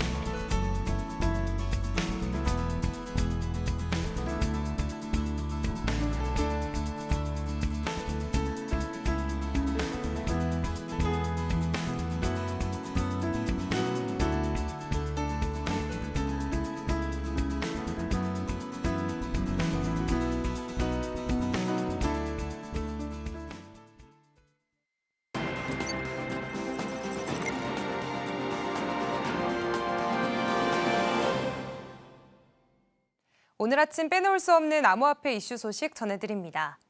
전반적인 암호화폐 시장이 하락세를 보이는 가운데 XRP는 이례적으로 강한 반등세를 나타내며 주목받고 있습니다. 현지 시간 16일 암호화폐 전문 매체 크립토뉴스에 따르면 최근 XRP 관련 ETF에 350만 달러 규모의 순유입이 발생했습니다. 같은 기간 이더리움은 3,800만 달러, 솔라나는 500만 달러가 유출된 것과 대조적인 흐름입니다. 코인시어스 보고서에 따르면 기관 투자자들은 여전히 관망세지만 새로운 XRP 레버리지 ETF 출시와 함께 XRP 가격은 저점 대비 약 25% 상승하며 기술적 반등 구간에 진입한 것으로 나타났습니다. 기술적 분석에서는 하락쇄기 패턴 돌파 가능성과 RSI, MACD 지표 모두 긍정적인 신호를 보여주고 있으며 최대 75% 상승해 3.8달러까지 오를 수 있다는 분석도 나왔습니다. 한편 크립토뉴스는 XRP를 가장 회복력이 강한 자산 중 하나로 평가하며 다시 매수 유망 코인으로 주목받고 있다고 전했습니다. XRP 현물 ETF 출시에 대한 기대감이 높아지고 있습니다. 4월 16일 암호화폐 전문 매체 유투데이는 ETF 전문가 네이트 제라시가 XRP 현물 ETF는 승인 여부가 아닌 시기의 문제라고 밝히며 승인이 예상보다 빠를 수 있다고 전망했다고 보도했습니다. 현재 XRP 레버리지 ETF들이 이미 거래되고 있는데요. 전문가들은 이를 현물 ETF 출시에 앞선 신호로 해석하고 있습니다. 제라시는 ETF 시장 인프라가 성숙해지고 투자 수요도 분명해지고 있다고 평가했습니다. 실제 수치도 긍정적인데요. 최근 한 주 동안 XRP 관련 투자 상품에 340만 달러, 이번 달에는 1,500만 달러가 유입됐으며 올해 누적 유입액은 약 1억 7,600만 달러에 달합니다. SEC 승인까지는 아직 이르지만 전반적인 분위기는 우호적입니다. 다만 제라시는 지나친 낙관은 경계해야 하며 규제 당국의 공식 발표를 지켜볼 필요가 있다고 조언했습니다. 최근 비트코인이 거시경제적 역풍 속에서도 회복력을 보이고 있다는 분석이 나왔습니다. 현지 시간 15일 코인텔레그래프에 따르면 시장 분석업체 윈터뮤트는 S&P 500과 나스닥이 1년 만에 최저치를 기록하고 채권 수익률은 2007년 이후 최고치를 경신한 가운데 비트코인은 비교적 안정적인 흐름을 보였다고 평가했습니다. 특히 최근 비트코인은 7% 상승해 83,700달러를 기록했으며 이는 인플레이션 지표가 완화되는 분위기 속에서 이뤄졌습니다. 소비자 물가지수는 전년 대비 2.4% 상승, 전월 대비로는 0.1% 하락했습니다. 그러나 윈터뮤트는 세계 무역 긴장 고조로 인한 인플레이션 리스크가 여전히 존재한다고 지적했습니다. 실제로 알렉스 오브차케비치 리서치 설립자는 무역 전쟁이 격화될 경우 투자자들이 금에 주목할 수 있다며 비트코인이 다시 위험 자산으로 분류될 수 있다고 밝혔습니다. 비트와이즈의 제프 박 역시 무역 정책이 비트코인 도입을 촉진할 수 있다고 전망했습니다. 암호화폐 시장에 또다시 겨울이 다가오고 있다는 경고가 나왔습니다. 현지 시간 16일 암호화폐 전문 매체 크립토뉴스에 따르면 코인베이스의 기관 리서치 책임자 데이비드 두옹은 기술적 약세 전환과 투자 심리 위축, 그리고 매크로 불확실성이 복합적으로 작용하며 또 다른 암호화폐 겨울 가능성이 커지고 있다고 밝혔습니다. 코인베이스는 비트코인과 자사 코인 50 지수가 모두 200일 이동평균선 아래로 떨어졌다는 점에서 중장기 약세 전환 신호로 분석했습니다. 이는 2021년부터 2022년 사이 급락장과 유사한 패턴으로 현재 전체 암호화폐 시가총액은 고점 대비 41% 감소한 9,500억 달러 수준에 머물고 있습니다. 또한 벤처캐피탈 투자도 2021년에서 2022년 대비 50% 이상 줄어든 상태인데요. 이는 글로벌 관세 갈등과 긴축 재정, 그리고 투자 심리 위축 때문이라는 분석입니다. 두옹은 이번 하락은 2022년만큼 극단적이진 않지만 유동성 부족과 투자 피로감은 여전하다며 2025년 하반기부터 회복 가능성도 열려 있다고 덧붙였습니다. 지금까지 암호화폐 이슈 소식 전해드렸습니다.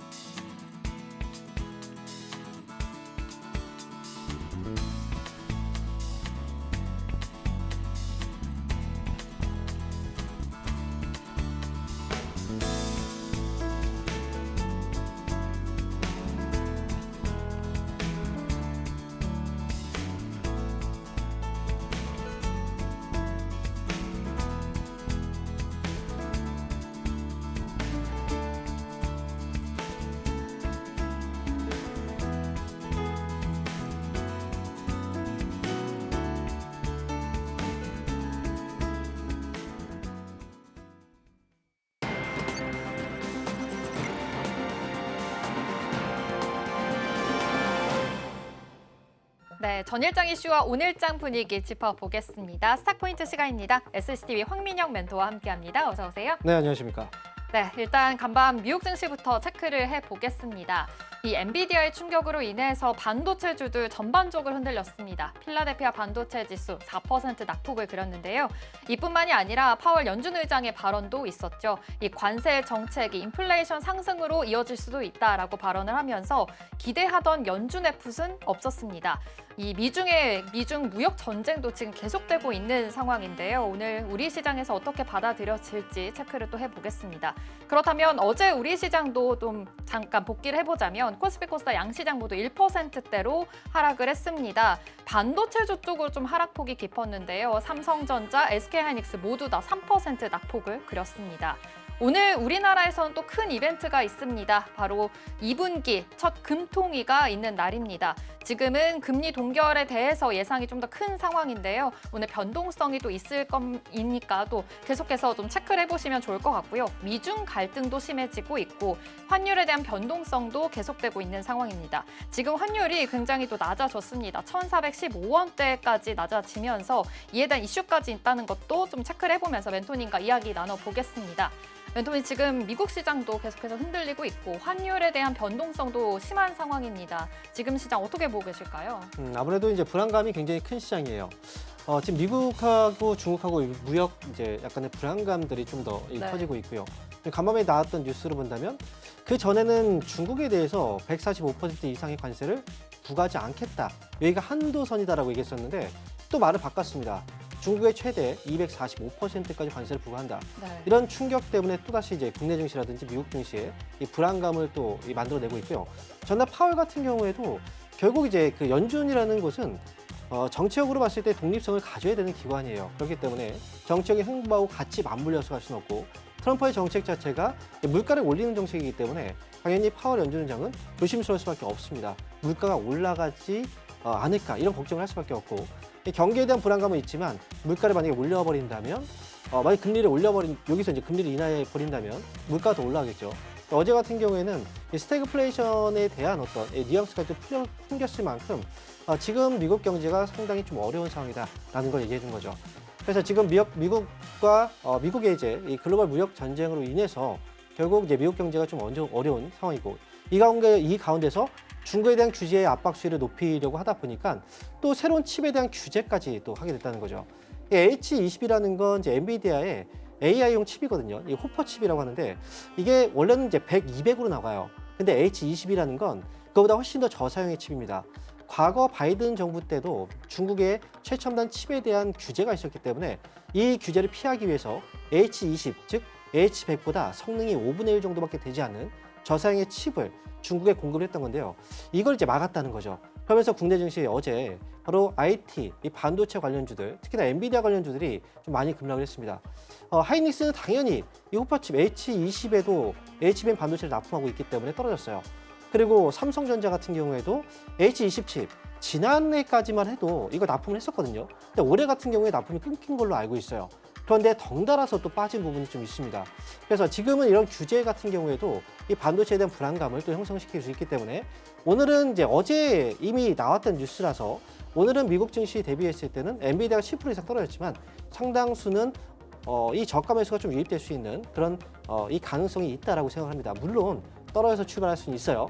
하지만 미국보다는 좀 양호한 이런 흐름이 나올 수 있다는 거죠. 거기에 지금 환율 같은 경우에도 약간 문제가 좀 되고 있는데 아무래도 이제 원달러 환율이 떨어지고 있는 이유가 있어요. 환율이 하락하는 이유는 결국 불안감 때문입니다. 안전자산으로서 원래 달러에 대한 수요가 이게 몰렸었는데요. 하지만 최근 들어서 미국에 대한 불안 심리 때문에 더 이상 이제 달러가 안전자산이 아니다라고 평가를 하고 있는 거죠. 그래서 오히려 달러를 팔고 그리고 엔화를 매수하는 이런 현상들이 또 나오고 있습니다. 그러다 보니 또 엔화가 또 올라가면 엔캐리 자금이 또 청산될 수 있다는 불안감도 있고요. 어쨌든 시장은 여러모로 악재들이 좀 많은 장이기 때문에 좀 불안감이 있는 장이기 때문에 국내 증시를 대응할 때는 아무래도 한 번에 공격적이 많이 떨어졌으니까 공격적으로 매매하는 전략들은 좀 피하실 필요가 있다 이렇게 말씀드립니다. 그렇다면 지금 AI 칩 수출 규제로 인해서 계속해서 흔들리고 있다라고도 말씀을 해주셨습니다. 필라델피아 반도체주도 지금 4% 급락을 했기 때문에 우리 시장에서도 지금 하락 출발할 것으로 예상을 하고 있는데요. 삼성전자, SK하이닉스 모두 다 예측가가 지금 하락으로 출발할 것으로 보입니다. 이럴 때 우리는 저가 매수의 기회로 좀 봐도 괜찮을까요? 제 생각엔 저가 매수의 기회는 맞다고 생각을 해요. 다만 이제 우리가 전략을 어떻게 세우느냐 이게 네. 중요하거든요. 한 번에 매수를 한다. 아직 하락 변동성이 끝난 건 아니에요. 그리고 트럼프 대통령이 계속 말을 바꾸기 때문에 여기에서 뭐 칩에 대한 규제가 더 심화될 수도 있고요. 아니면 또 완화가 될 수 있거든요. 완화가 되면 올라가겠지만 또 심화된다면 또 출렁일 수 있겠죠. 전체로 봤을 때 밸류에이션 자체가 굉장히 쌉니다. 그래서 이럴 때는 이제 한 번에 매수하기보다는 지금부터는 좀 분할로 접근하는 이런 방법은 충분히 필요하다라고 생각이 들고요. 그리고 너무 이제 중심에 있는 엔비디아가 어찌 보면 이제 미국이 중국하고 무역 협상할 때 가장 중요한 수단으로서 엔비디아를 좀 꼽고 있기 때문에 엔비디아 쪽에 너무 매출 비중이 높은 하이닉스 쪽은 조금 피하는 게 어떨까? 만약에 이제 그렇다고 한다면 하이닉스보다는 삼성전자 쪽이 조금 더 선의해서 투자할 수 있는 하나의 방법이 아닐까 이렇게도 생각할 수 있겠습니다. 네, 반도체 투톱에 대한 전략까지도 또 말씀을 해주셨습니다. 또 어제 이런 뉴스가 나왔습니다. 지금 K-바이오 시밀러에 대한 기대감이 높아졌다라는 뉴스가 있었는데 이 미국에서 약값을 인하하겠다, 또 복제약을 만드는데 좀 더 우대하는 행정명령에 서명을 했습니다. 그러다 보니 뭐 셀트리온 쪽으로 좀 기대감이 있는 모습인데요. 지금 예측가에서도 상승 출발할 것으로 보입니다. 이쪽으로도 봐도 괜찮을까요? 약간 인하 정책은 굉장히 중요한 정책 중에 하나라고 생각을 해요. 과거 트럼프 대통령 시기에도 약간 인하에 대한 그런 얘기들이 있었거든요. 네. 이번에도 역시 약간 인하 행정명령에 서명을 했다라는 것 자체는 약가격 이제 제약바이오 쪽에 대해서는 조금 풀어줄 가능성이 있다는 거죠. 그리고 실제로 이 제약 쪽은 이미 이제 관세에 대한 지금 거의 결정이 되지 않은 상황이에요. 그래서 아직까지 유예 조치가 되어 있는 상황이고 거기다 약가 인하를 통해서 또는 복제약 시장을 조금 더 키워가겠다는 거거든요. 거기다가 제네릭 같은 경우에도 그렇다면 복제약만 수혜고 일반 의약품 같은 경우는 또 아닌가라고 한다면 그것도 아닙니다. FDA 쪽에서의 승인 절차도 좀 간소화시키면서 그렇게 정책을 세우고 있어서 일단 뭐 가장 대표적으로는 셀트리온 복제약 시장 그리고 지금 FDA 승인 임상을 이제 승인을 앞두고 있는 그런 제약주 같은 경우에는 이번에 오히려 좀 호재로서 작용하지 않을까 이렇게도 예상을 해볼 수 있기 때문에 투자에 있어서 좀 참고해 주시면 좋을 것 같습니다.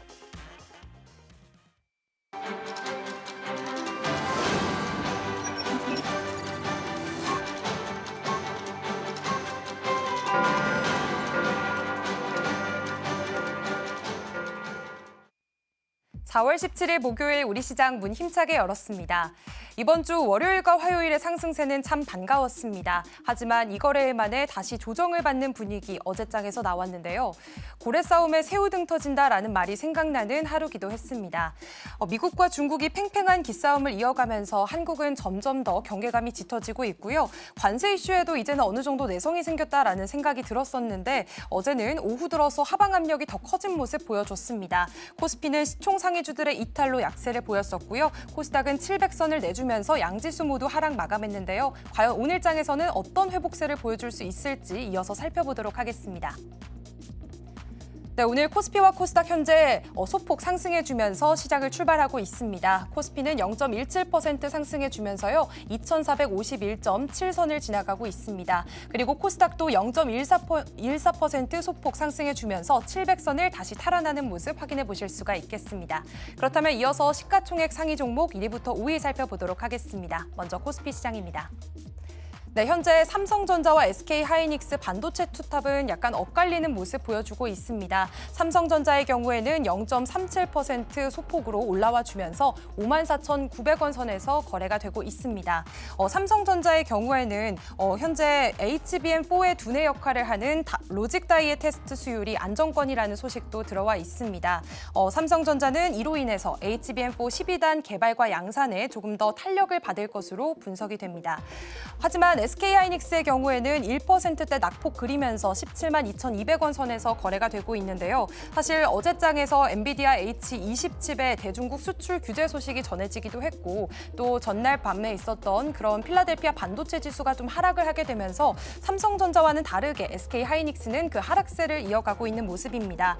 한편 올해 공격적인 투자에 나서면서 D램 1위 자리를 굳힐 것이다라는 전망도 SK하이닉스는 나오고 있는 상황입니다. 글로벌 빅테크들의 HBM 주문을 소화하기 위해서 올해 처음으로 20조 원이 넘는 돈을 시설 투자에 쏟을 계획이다라고 밝히기도 했는데요. 이 점도 함께 참고해 보시면 좋겠습니다. 다음으로 LG에너지솔루션 살펴보시면 0.29% 소폭 상승해줬고요. LG에너지솔루션은 어제도 말씀을 드렸는데 일본과 유럽 기업 다수와 ESS 배터리 공급을 체결할 것이다라는 소식이 들어와 있습니다. 그래서 현재 논의 중인 공급 규모만 확인을 해보면요. 아마 글로벌 ESS 수주 금액이 10조 원 정도를 넘을 것이다라고 예상치가 나오고 있는 상황입니다. 다음으로 삼성바이오로직스 0.49%대 역시나 상승세 보여주고 있고요. 현대차의 경우에는 1% 가까운 상승 흐름 보여주면서 18만 3,500원 선에서 거래가 되고 있습니다. 사실 어제장에서는 이 완성차 쪽에 대한 불안감이 계속해서 지속되면서 어제는 현대차와 기아가 소폭 하락하는 모습 보여주면서 쉬어가는 흐름 보여줬는데요. 오늘 좋은 소식도 들려오기도 했습니다. 미국 내 최대 자동차 시장인 캘리포니아주에서 테슬라의 판매량은 낮아지고 현대차와 기아가 약진을 보였다는 소식도 들려와 주면서 이런 소식들이 오늘은 조금 호재로 작용하지 않았나 싶습니다. 이어서 6위부터 10위도 함께 살펴보도록 하겠습니다. 네, 6위부터 10위 살펴보시면 현재 삼성전자 우선주와 하나에어로스페이스만 보합권을 지나가고 있고요. 나머지는 그래도 상승불 켜내는 모습 확인해 보실 수가 있겠습니다. 셀트리온의 경우에는 현재 1.32% 상승해주면서 16만 1,000원 선에서 거래가 되고 있습니다. 셀트리온은 사실 올해 1분기 시장 컨센서스를 크게 밑도는 실적으로 현재 시장에서는 예상이 되고 있는데요. 그렇기 때문에 증권사들은 목표 주가를 하향하는 분위기도 있었습니다. 하지만 오늘 장에서는 1%대 강한 흐름 흐름 이어가고 있고요. 하나에어로스페이스 보합권 흐름, 그리고 기아와 HD현대중공업은 오늘장에서 좀 힘을 내주고 있는 모습입니다. 기아 0.35%, 현대차와 함께 상승해주면서 85,000원 선에서 거래가 되고 있고요. HD현대중공업 1.7%대 강한 흐름 이어가고 있습니다. 이어서 코스닥 시가총액 상위 종목 1위부터 5위 살펴보도록 하겠습니다. 네, 현재 1위부터 5위는 모두 상승불 강하게 들어와 있습니다. 알테오젠 0.82% 상승해주고 있고요. HLB 오늘 제약바이오주들 어제장과는 좀 다르게 좀 선방해주는 모습 확인해 보실 수가 있습니다. HLB의 경우에는 현재 3.86% 정말 강한 상승불 켜주고 있는데요. 제약바이오주들은 최근에 좀 선별적인 움직임을 보여줬습니다. 개별적인 호재가 있는 종목들만이 좀 강한 상승불 켜주고 나머지는 조금 약세를 보여왔었는데 어제장에서는 HLB가 또 상승 유일하게 켜주는 종목이기도 했었고요. 오늘도 좋은 흐름 이어가고 있습니다. 에코프로그룹주도 0.8에서 9%대 강보합권의 흐름 보여주면서 시장 출발하고 있고요. 레인보우 로보틱스도 오늘은 다시 빨간불 켜주면서 1.3%가량 상승세 보여주고 있습니다. 이어서 6위부터 10위도 살펴보시죠. 네, 오늘 코스닥 시장은 전반적으로 좋은 흐름 이어가고 있습니다. 휴젤과 클래시스 오늘 강한 상승세 역시나 나타내주면서 어제에 이어서 오늘도 연속해서 상승해주는 모습 확인해 볼 수가 있겠습니다. 휴젤은 1.6%가량 상승해주면서 33만 7,500원 선에서 거래가 되고 있고요. 클래시스는 0.32% 소폭 올라와준 모습입니다. 사실 시장에 이렇게 불확실성이 가득한 상황 속에서 투자자들은 아무래도 실적에 대한 기대감이 있는 쪽으로 시선을 돌리고 있는 모습입니다. 그렇기 때문에 그동안 선방해 와줬던 이 K뷰티 쪽 강한 상승불 켜져 있는 상태 확인해 보실 수가 있겠고요. 리가켄바이오 오늘 1.7% 강하게 힘을 내주고 있습니다. 10만 6,400원 선에서 거래가 되고 있는데 미국 암 연구학회가 이제 일주일 앞으로 다가왔습니다. 그렇기 때문에 이곳에 참가하는 리가켄바이오도 이런 연구 결과에 따라서 상승 모멘텀을 받아갈 수 있을지 계속해서 지켜보시면 좋겠습니다. 나머지 파마리서치와 코오롱 티슈진도 강보합권의 흐름에서 시장 출발하고 있습니다. 지금까지 시장 상황 전해드렸습니다. 네, 4월 17일 목요일 우리 시장 개장했습니다. 뉴욕 증시가 흐름이 좋지 못했기 때문에 우리 시장도 조금 걱정하면서 출발을 했는데 상승으로 출발해주고 있습니다. 양 시장 모두 빨간불 켜면서 코스피가 0.4%, 코스닥이 0.7% 상승하면서 좋은 흐름 보여지고 있습니다. 지금 외국인과 기관에서는 코스닥에서 수급이 또 들어오고 있고요. 코스피에서도 장 초반에 지금 외국인에서는 수급이 또 들어오는 모습까지도 포착을 해볼 수가 있었습니다. 장 전에 SK 하이닉스보다 삼성전자가 조금 더 좋다. 이 저가 매수의 기회 좀 노려보다 괜찮을 것 같다라고 멘트님께서 말씀해 주셨는데 정말 삼성전자가 SK 하이닉스보다 올라가고 있는 모습 포착해 보실 수가 있고요. 또 장전에 바이오 이야기도 했었는데 오늘 바이오주 쪽으로도 굉장히 좋습니다. 오늘 시장 어떻게 보고 계실까요?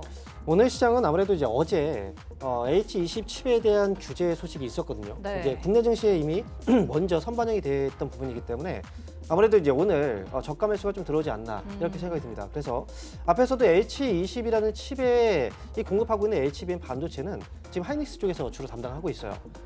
삼성전자 같은의 경우에는 지금 거기 지난해까지는 이제 납품을 했지만 지금은 안 하고 있다라고 지금 알려져 있는데 그렇다면 이제 삼성전자 측이 오히려 이번 리스크에서는 조금 더 회피할 수 있다라고 보면 되겠고요. 균형을 좀 맞춰줘야 되겠죠. 그동안 HBM 관련주들이 많이 올라왔고 엔비디아 관련주들이 많이 올라왔다라고 한다면 이제는 이제 그런 종목들이 좀 떨어지고 이 반대로 다른 종목들이 좀 올라가는 그런 현상들이 좀 나올 수 있다는 거고요. 거기에 있어서 삼성전자하고 SK 하이닉스는 좀 이제 약간의 시소처럼 균형을 좀 맞춰주는 그런 이제 흐름이라고 보시면 될 것 같습니다. 그리고 제약바이오주들 같은 경우에는 아무래도 지금 이제 업황의 분위기가 좀 개선되려고 하는 것 같아요. 굉장히 좀 중요한 그런 하나의 또 섹터이기도 하고요. 그리고 미국에서도 이번에 FDA 승인 이게 정말 중요하거든요. 이걸 좀 더 간소화시킨다라고 한다면 당연히 이제 우리나라 제약바이오주 R&D 쪽에서 굉장히 좀 특화되어 있는 기업들 되게 많거든요. 그런 기업들도 당연히 좀 수혜가 될 수 있겠고요. HLB 같은 경우에도 그동안 FDA 승인이 좀 반려됐었기 때문에 이 관련주들이 또 오늘 또 올라가는 것도 이런 현상이라고 생각을 합니다. 그리고 어제 같은 경우에는 국내에서도 이제 US 관련주들이에요. 물론 제약바이오 쪽은 아니지만 헬스케어 쪽이죠. 원격 의료 같은 경우에도 지금 이제 원격 의료를 좀 합법화 추진하려는 움직임도 있었단 말이죠. 이런 분위기들은 제약바이오 헬스케어까지 약간의 약간 심리적으로 수급이 좀 몰릴 수 있는 이런 분위기이기 때문에 이 관련 종목들은 지금부터 좀 체크를 해보시는 것도 좋을 것 같습니다. 네, 바이오주 쪽 얘기를 해주셨는데 지금 이렇게 행정명령이 서명이 됐고 FDA에 대해서 조금 더 빨리 승인을 받을 수 있는 이슈가 있다면 굉장히 또 호재로 반영될 수 있으니까 이 점도 체크해 보시면 좋을 것 같습니다. 또 이 관세 폭탄이 지금 여전한 상황에서 피해가는 이 업계가 또 있습니다. 바로 태양광 업계가 아닐까라는 생각을 해보는데요. 이 태양광 업계에서 주력 생산품 중에 하나인 폴리실리콘에서는 이 상호관세 면제 품목이 됐다라는 이슈가 나왔습니다. 그러다 보니까 OCI 홀딩스에서 지금 굉장히 또 이 8% 강한 흐름 보여지고 있거든요. 좀 이쪽에 대해서는 좀 지금 들어가도 괜찮을 위치일지가 궁금합니다.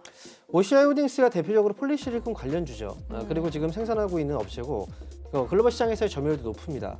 근데 중요한 건 이제 팔아도 계속 이제 적자를 기록했단 말이죠. 왜냐하면 워낙에 지금 중국에서 저가 물량들이 많이 공세가 있었기 때문에 너무 비싸게 팔 수가 없어요.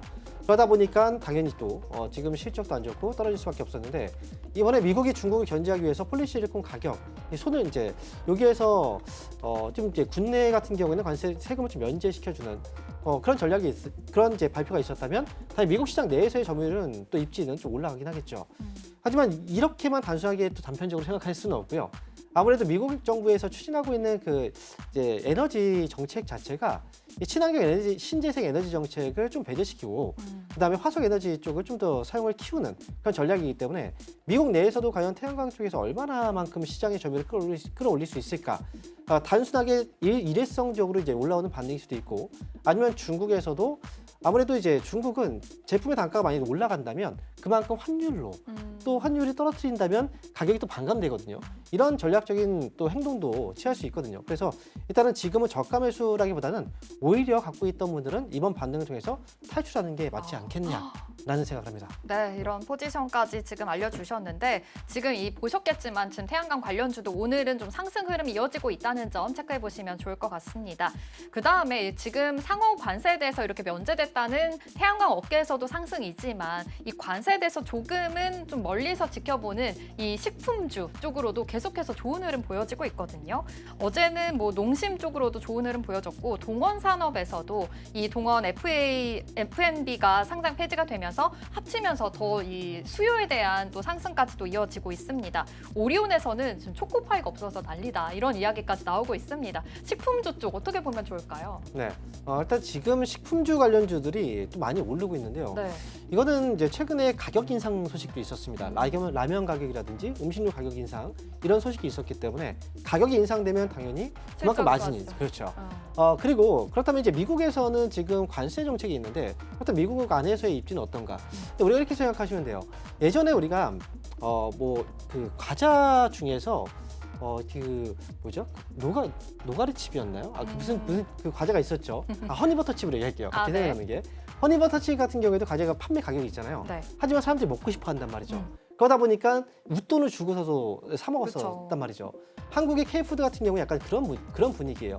해외 쪽에서의 물량도 약간 이제 물량도 많지 않고 그리고 K푸드 자체를 먹어보는 그리고 먹었을 때 너무 맛있고 다른 대체안이 없기 때문에 웬만하면 그래서 지금 이제 가격이 좀 비싸도 다른 나라에서도 기존 제품들보다 다른 이제 한국 제품들이 가격이 비싸도 판매가 굉장히 많이 일어나고 있습니다. 그래서 어쩌면 이제 이런 이제 K푸드 열풍과 가격 인상 소식 이런 것들이 맞물려서 이 가격이 또 올라가고 있지 않나 생각이 들고요.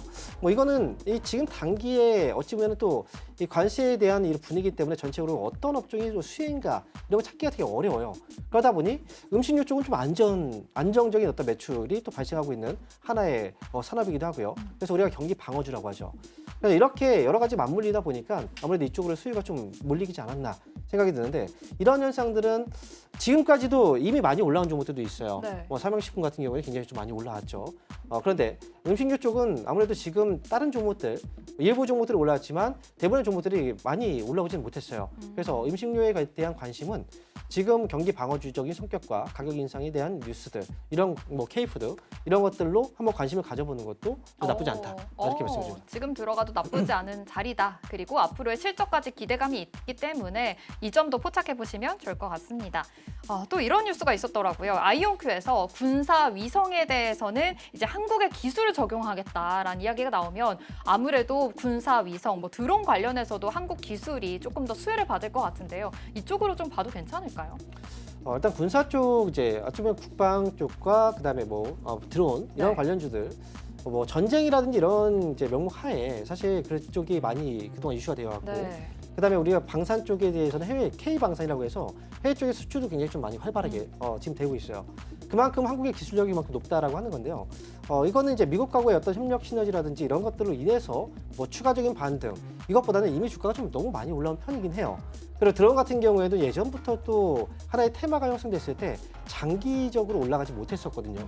그래서 뜨겁게 올라갔다 또 차갑게 또 식는 이런 분위기들이 있어서 지금 이제 방산주 같은 경우에도 특히나 좀 많이 올라간 종목들은 뉴스가 나온다고 하더라도 사실 제가 볼 때는 지금은 회피처로서는 조금 위험하지 않을까 이렇게 생각이 들거든요. 그래서 지금 주가 위치로 봤을 때 만약에 드론 관련주들은 뭐 만약에 지금 만약 올라오게 된다면 네. 뭐 매수를 해서 단기적으로 대응은 좀 가능할 수 있어요. 하지만 이미 많이 올라갔던 이제 방산 관련주들의 경우에는 신규로 들어가기에는 조금 위험하다 이렇게 볼 수가 있겠습니다.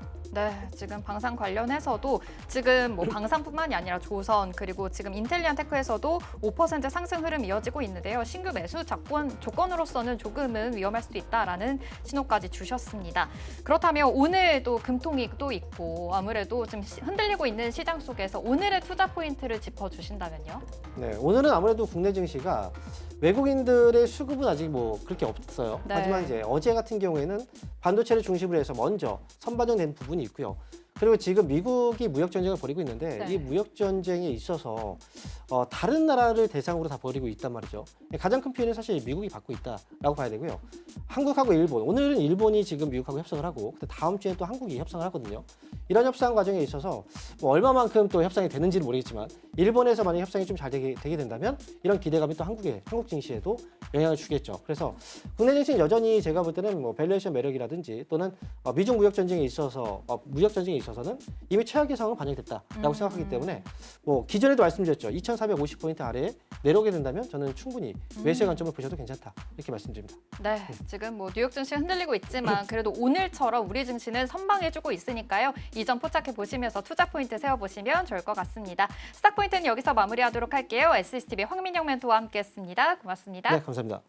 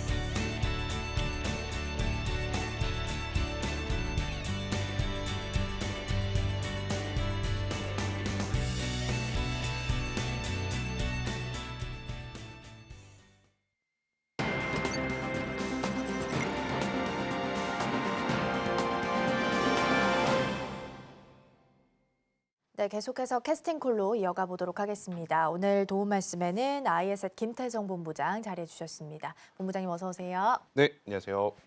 네, 오늘 지수 먼저 확인해 보면 예상보다는 잘 버텨줍니다. 코스피, 코스닥 모두 다 일단은 강보합 수준에서 흘러가고 있고 코스닥이 조금 더 탄력이 있고 외국인은 일단 코스닥에서도 들어오고 있긴 합니다.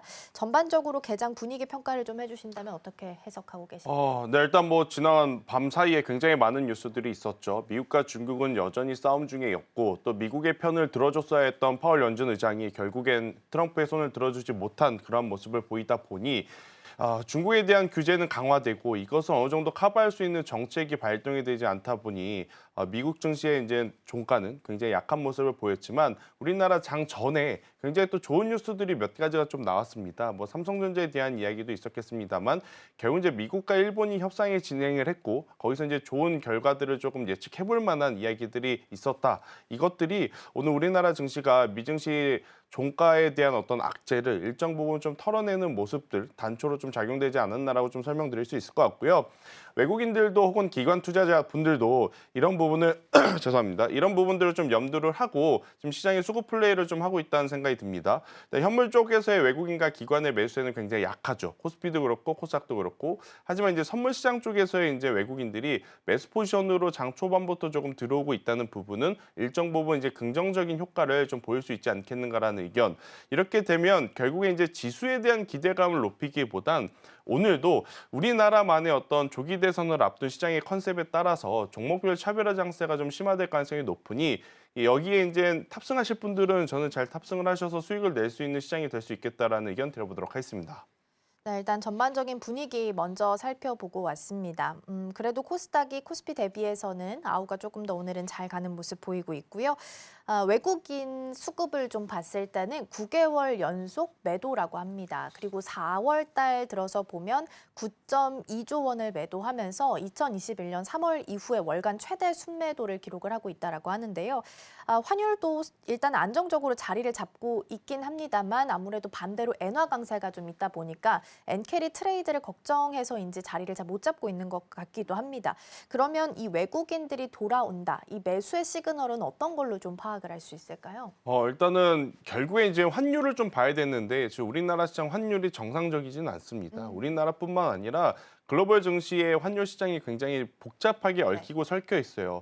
단순히 2, 3주 전만 하더라도 환율이 올라가지 않으면 우리 시장이 굉장히 긍정적일 거라고 이제 많이들 들으셨는데 막상 환율 내려오니까 이제 또 더 빠지면 안 된다라는 이야기를 들어보셨을 것 같습니다. 그러다 보니 환율 증시보다 저는 눈여겨봐야 될 부분이 과 같은 이제 안전자산에 대한 수급 플레이일 것 같아요. 그러니까 지난주에 한번 금 시세가 크게 출렁였죠. 그때 당시에 지수가 좋았느냐? 지수가 나빴음에도 불구하고 안전자산의 대명사였던 이제 금의 시세가 조금은 차익 매도 물량이 나오면서 크게 출렁였던 적이 있었거든요. 이걸 우리가 어떻게 해석을 해야 되느냐?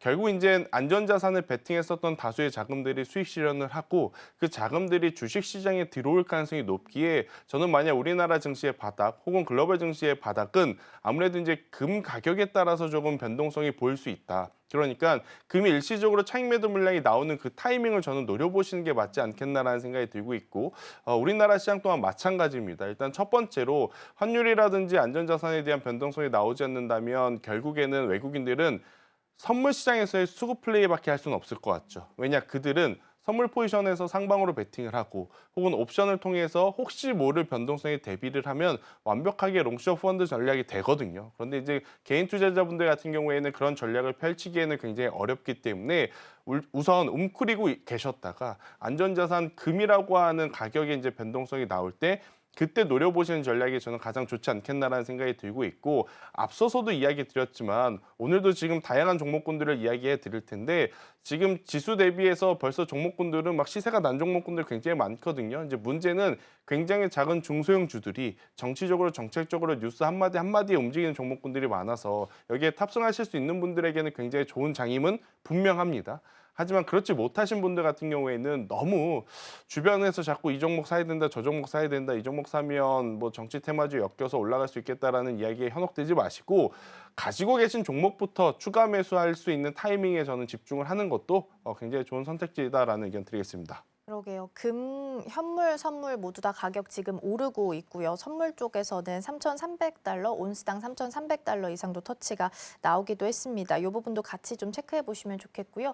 말씀해 주신 것처럼 워낙 시장의 유동성이 작다 보니까 갈 수 있는 데는 한계가 있고 그래서 그 자금 여력 중에서 가장 많이 움직이는 쪽 중 하나가 역시나 대선 관련된 종목들 위주로 좀 움직임도 체크가 됩니다. 그나마 이제 투자자분들이 대응하기 어려운 섹터로 알려져 있긴 하지만 지금 나고 있는 수익성을 여기서 방어하시는 분들도 꽤나 많이 계실 것 같아서 네. 나쁘게만 볼 수는 없을 것 같아요. 네. 그래서 여기서라도 수익 방어를 해 나가는 전략은 어떻게 좀 보실까요? 이론적으로는 가능하고 충분히 그럴 수 있는 어떤 시장의 트렌드임에는 분명합니다. 그런데 5% 10%의 상승 변동성을 보일 수 있다는 종목군들은 반대로 생각을 하면 조정이 나왔을 때도 5% 10% 금방 내려온다고 이해를 하셔야 될 것 같아요. 사실 정치 테마주 오늘 굉장히 많은 정책주들이 움직이니까 제가 긍정적으로 이야기 드리지만 어제 특정 정치인 관련주들을 좀 가지고 계신 분들은 힘들었을 겁니다. 왜냐하면 정책 관련주들은 움직이는데 일부 인맥 관련주들 같은 경우에는 낙폭이 꽤 컸어요. 그리고 이제 두 자릿수 이상 또 하락 변동성이 나왔었던 종목군들도 많고 그래서 이제 정치 테마주가 잘 선택하면 포매 현상에 시달리지 않고 좋은 결과물을 낼 수 있는 것은 맞습니다. 하지만 그 잘 선택하는 것 자체가 지금 어려운 상황이다 보니 기존의 어떤 포트 전체에 대한 손실을 정치 테마주로 복구를 해야겠다라는 생각을 하시는 것은 저는 다소 위험할 수는 있다. 그럼에도 불구하고 전체 계좌의 약 10에서 20% 정도는 이 대선이라고 하는 것은 수년에 한 번밖에 오는 기회가 아니지 않습니까? 그러니까 지금 그 타이밍이 왔기 때문에 저는 최소 비중만큼은 그래도 트레이닝 하시는 게 맞지 않겠나라는 의견까지 한번 드려보도록 하겠습니다. 아, 그렇죠. 근데 대응하기는 참 어려운 섹터긴 합니다. 그래도 오늘 시장 안에서는 여전히 또 정책 관련주들은 움직임이 체크가 되고 있으니까 함께 보시면 좋을 것 같고요. 이제 오늘 아침에 트럼프 대통령과 관련한 속보를 보면 오늘 이제 16일에 일본과 협상을 좀 진행을 했었는데 여기서 이제 큰 진전이 있었다라는 이야기를 했습니다. 일본 쪽에서 나온 이야기를 가지고 이제 기반을 해서 우리도 어떤 카드를 내밀지 고민을 해야 되고 다음 주에 지금 예정이 되어 있는 상황입니다. 가장 대표적인 카드 중에 하나가 또 LNG 부분이고 다음 주 일정이 있으니까 먼저 확인을 좀 해보면 재료나 기대감은 충분히 있는 것 같고 근데 이제 본부장님과 저 이제 자주 이야기했던 부분이 국장, K국장의 특징 중에 하나가 또 세론이 아니냐라는 그쵸. 이야기 많이 했었잖아요. 다음 주에 지금 일정 남아있는 상황 속에서 재료 소멸의 가능성은 또 없는 건지 만약에 그렇다면 이번 주 마무리하기 전에 슬슬 어느 정도는 비중을 좀 축소해 나가야 되는지도 궁금하실 것 같거든요. 그러니까 주식을 하다 보면 언제나 이런 선택의 순간은 오기 마련이에요. 이번뿐만 아니라 수도 없이 옵니다. 그렇죠. 뭐 하루에도 두세 번씩 오기도 하고요. 이럴 때 저는 개인적으로 어떤 전략을 펼치느냐. 만약에 제가 10주를 가지고 있다라고 가정을 해보면 이런 변동성 장세를 통해서 저는 10주를 다 가져가지는 않습니다. 그럼 어느 정도 매도를 하느냐? 7주 정도. 그러니까 제법 많은 비중은 일단 수익 실현을 하죠. 그리고 나서 이 30%는 어떻게 관리를 하느냐? 세론 뉴스가 나온다면 저는 가차없이 그냥 매도를 합니다. 근데 왜 이제 1차에 70%라고 하는 비중을 그렇게 많이 매도를 하느냐? 이게 사람의 심리상 수익금 기준으로 만약에 10만 원의 수익을 보고 있다가 다음날 8만 원, 7만 원, 6만 원 수익 보면 똑같은 수익 중이지만 쉽게 매도가 안 돼요. 이건 뭐 저희 개인적인 생각일 수도 있겠지만 굉장히 많은 개인 투자자분들과 이야기를 해보면 그러니까 10만 원 수익을 머릿속에 인식을 했는데 이 10만 원보다 많으면 괜찮지만 적어지면 수익임에도 불구하고 심리적으로 내가 손실을 보고 있다고 느끼신 분들이 많더라고요. 그래서 그런 것들을 저도 이제 절제를 하기 위해서 뉴스가 나올 가능성이 높고 뉴스가 나왔을 때 변동성이 커질 만한 섹터와 기업을 가지고 있다면 전 70% 정도는 수익 실현을 하는 어떤 매매 전략을 가지고 있고 나머지 30%는 세론 뉴스에 이제 뭐 반응을 보인다면 그냥 미련 없이 매도를 합니다. 그런데 이제 간혹 뉴스가 나왔음에도 불구하고 상승 탄력이 제법 세지는 경우가 있습니다. 그러면 그때는 내가 매도한 물량 70% 중에 절반 정도는 다시 재투자를 해도 저는 괜찮다라고 이제 생각을 하기 때문에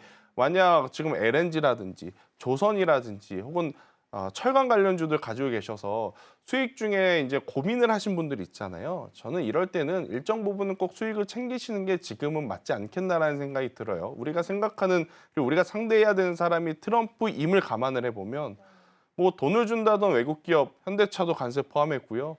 돈을 들여 자국에 공장 짓겠다는 자국 기업 엔비디아가 또 지금 뒤통수를 맞은 상황에 우리가 아무리 이제 좋은 기술을 가지고 있다 하더라도 방심하면 안 된다라는 생각이 들어서 일정 부분 꼭 저는 수익 실현하셨으면 좋겠다. 그리고 조선주들은 분명히 다시 매수할 수 있는 타이밍은 올 겁니다. 저희 개인적으로 매수할 수 있는 타이밍은 분기 실적 발표 이후에 변동성이 나올 수 있어요.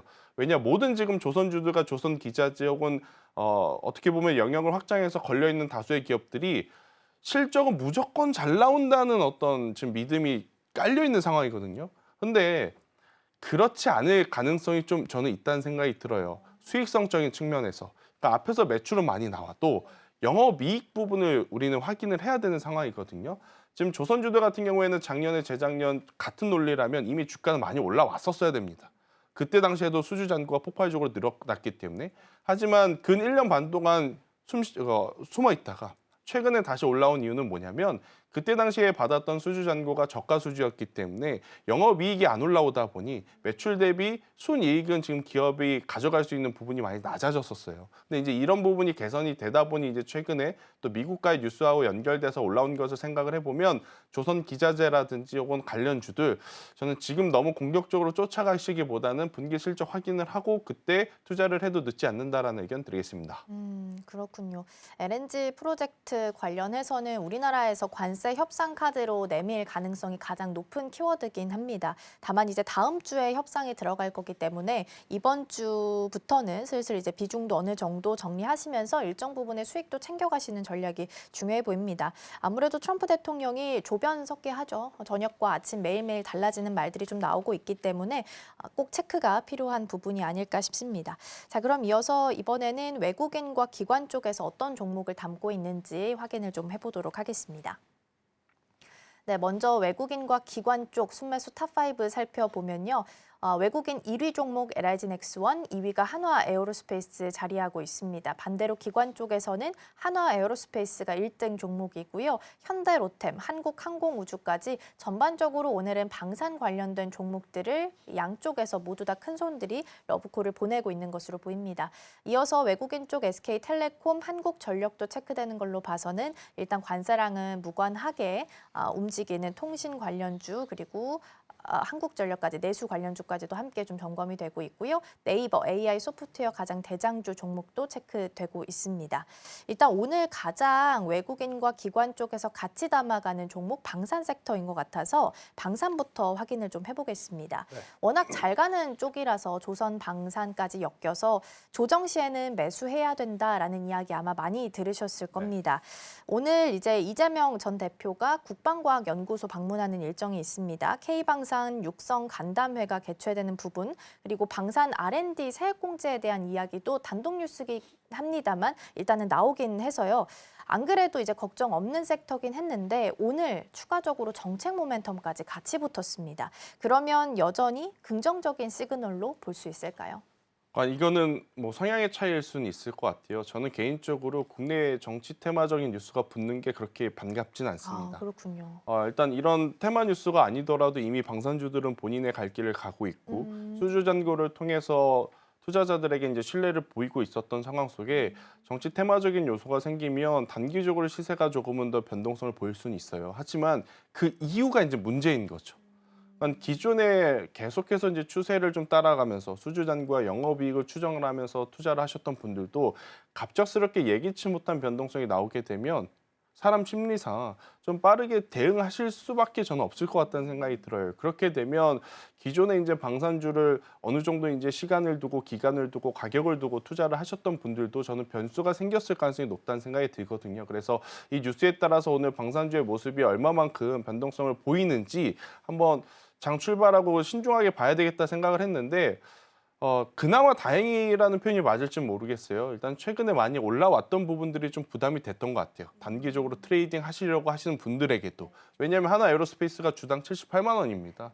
그러니까 이게 부담이스러울 수밖에 없는 거죠. 보통 지금 중소형주 같은 경우에는 5천 원 미만의 종목군들, 뭐 시가총액 3천 원 이하의 종목군들이 많은 반면에 방산주들은 지금 원체 탄탄하게 올라왔었던 상황에 뭐 좋은 뉴스가 이제 붙었음에도 지금 변동성이 커지 않다라는 건 저는 외국인들의 수급만 꾸준히 들어왔을 때 여전히 방산주들에 대한 어떤 추가적인 상승세는 이제 가능하지 않겠나라는 생각이 들고 있고요.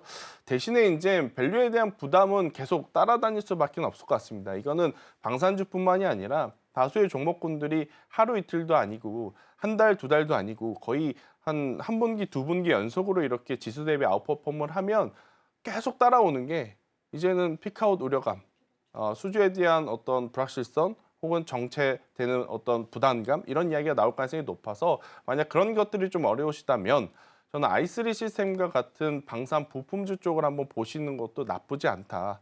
왜냐하면 우리가 화장품주 잠시 후에 또 언급을 하겠지만 뭐 A라는 B라는 C라는 화장품에 동일하게 들어가는 용기 쪽이 가장 안정적이잖아요. 방산도 마찬가지입니다.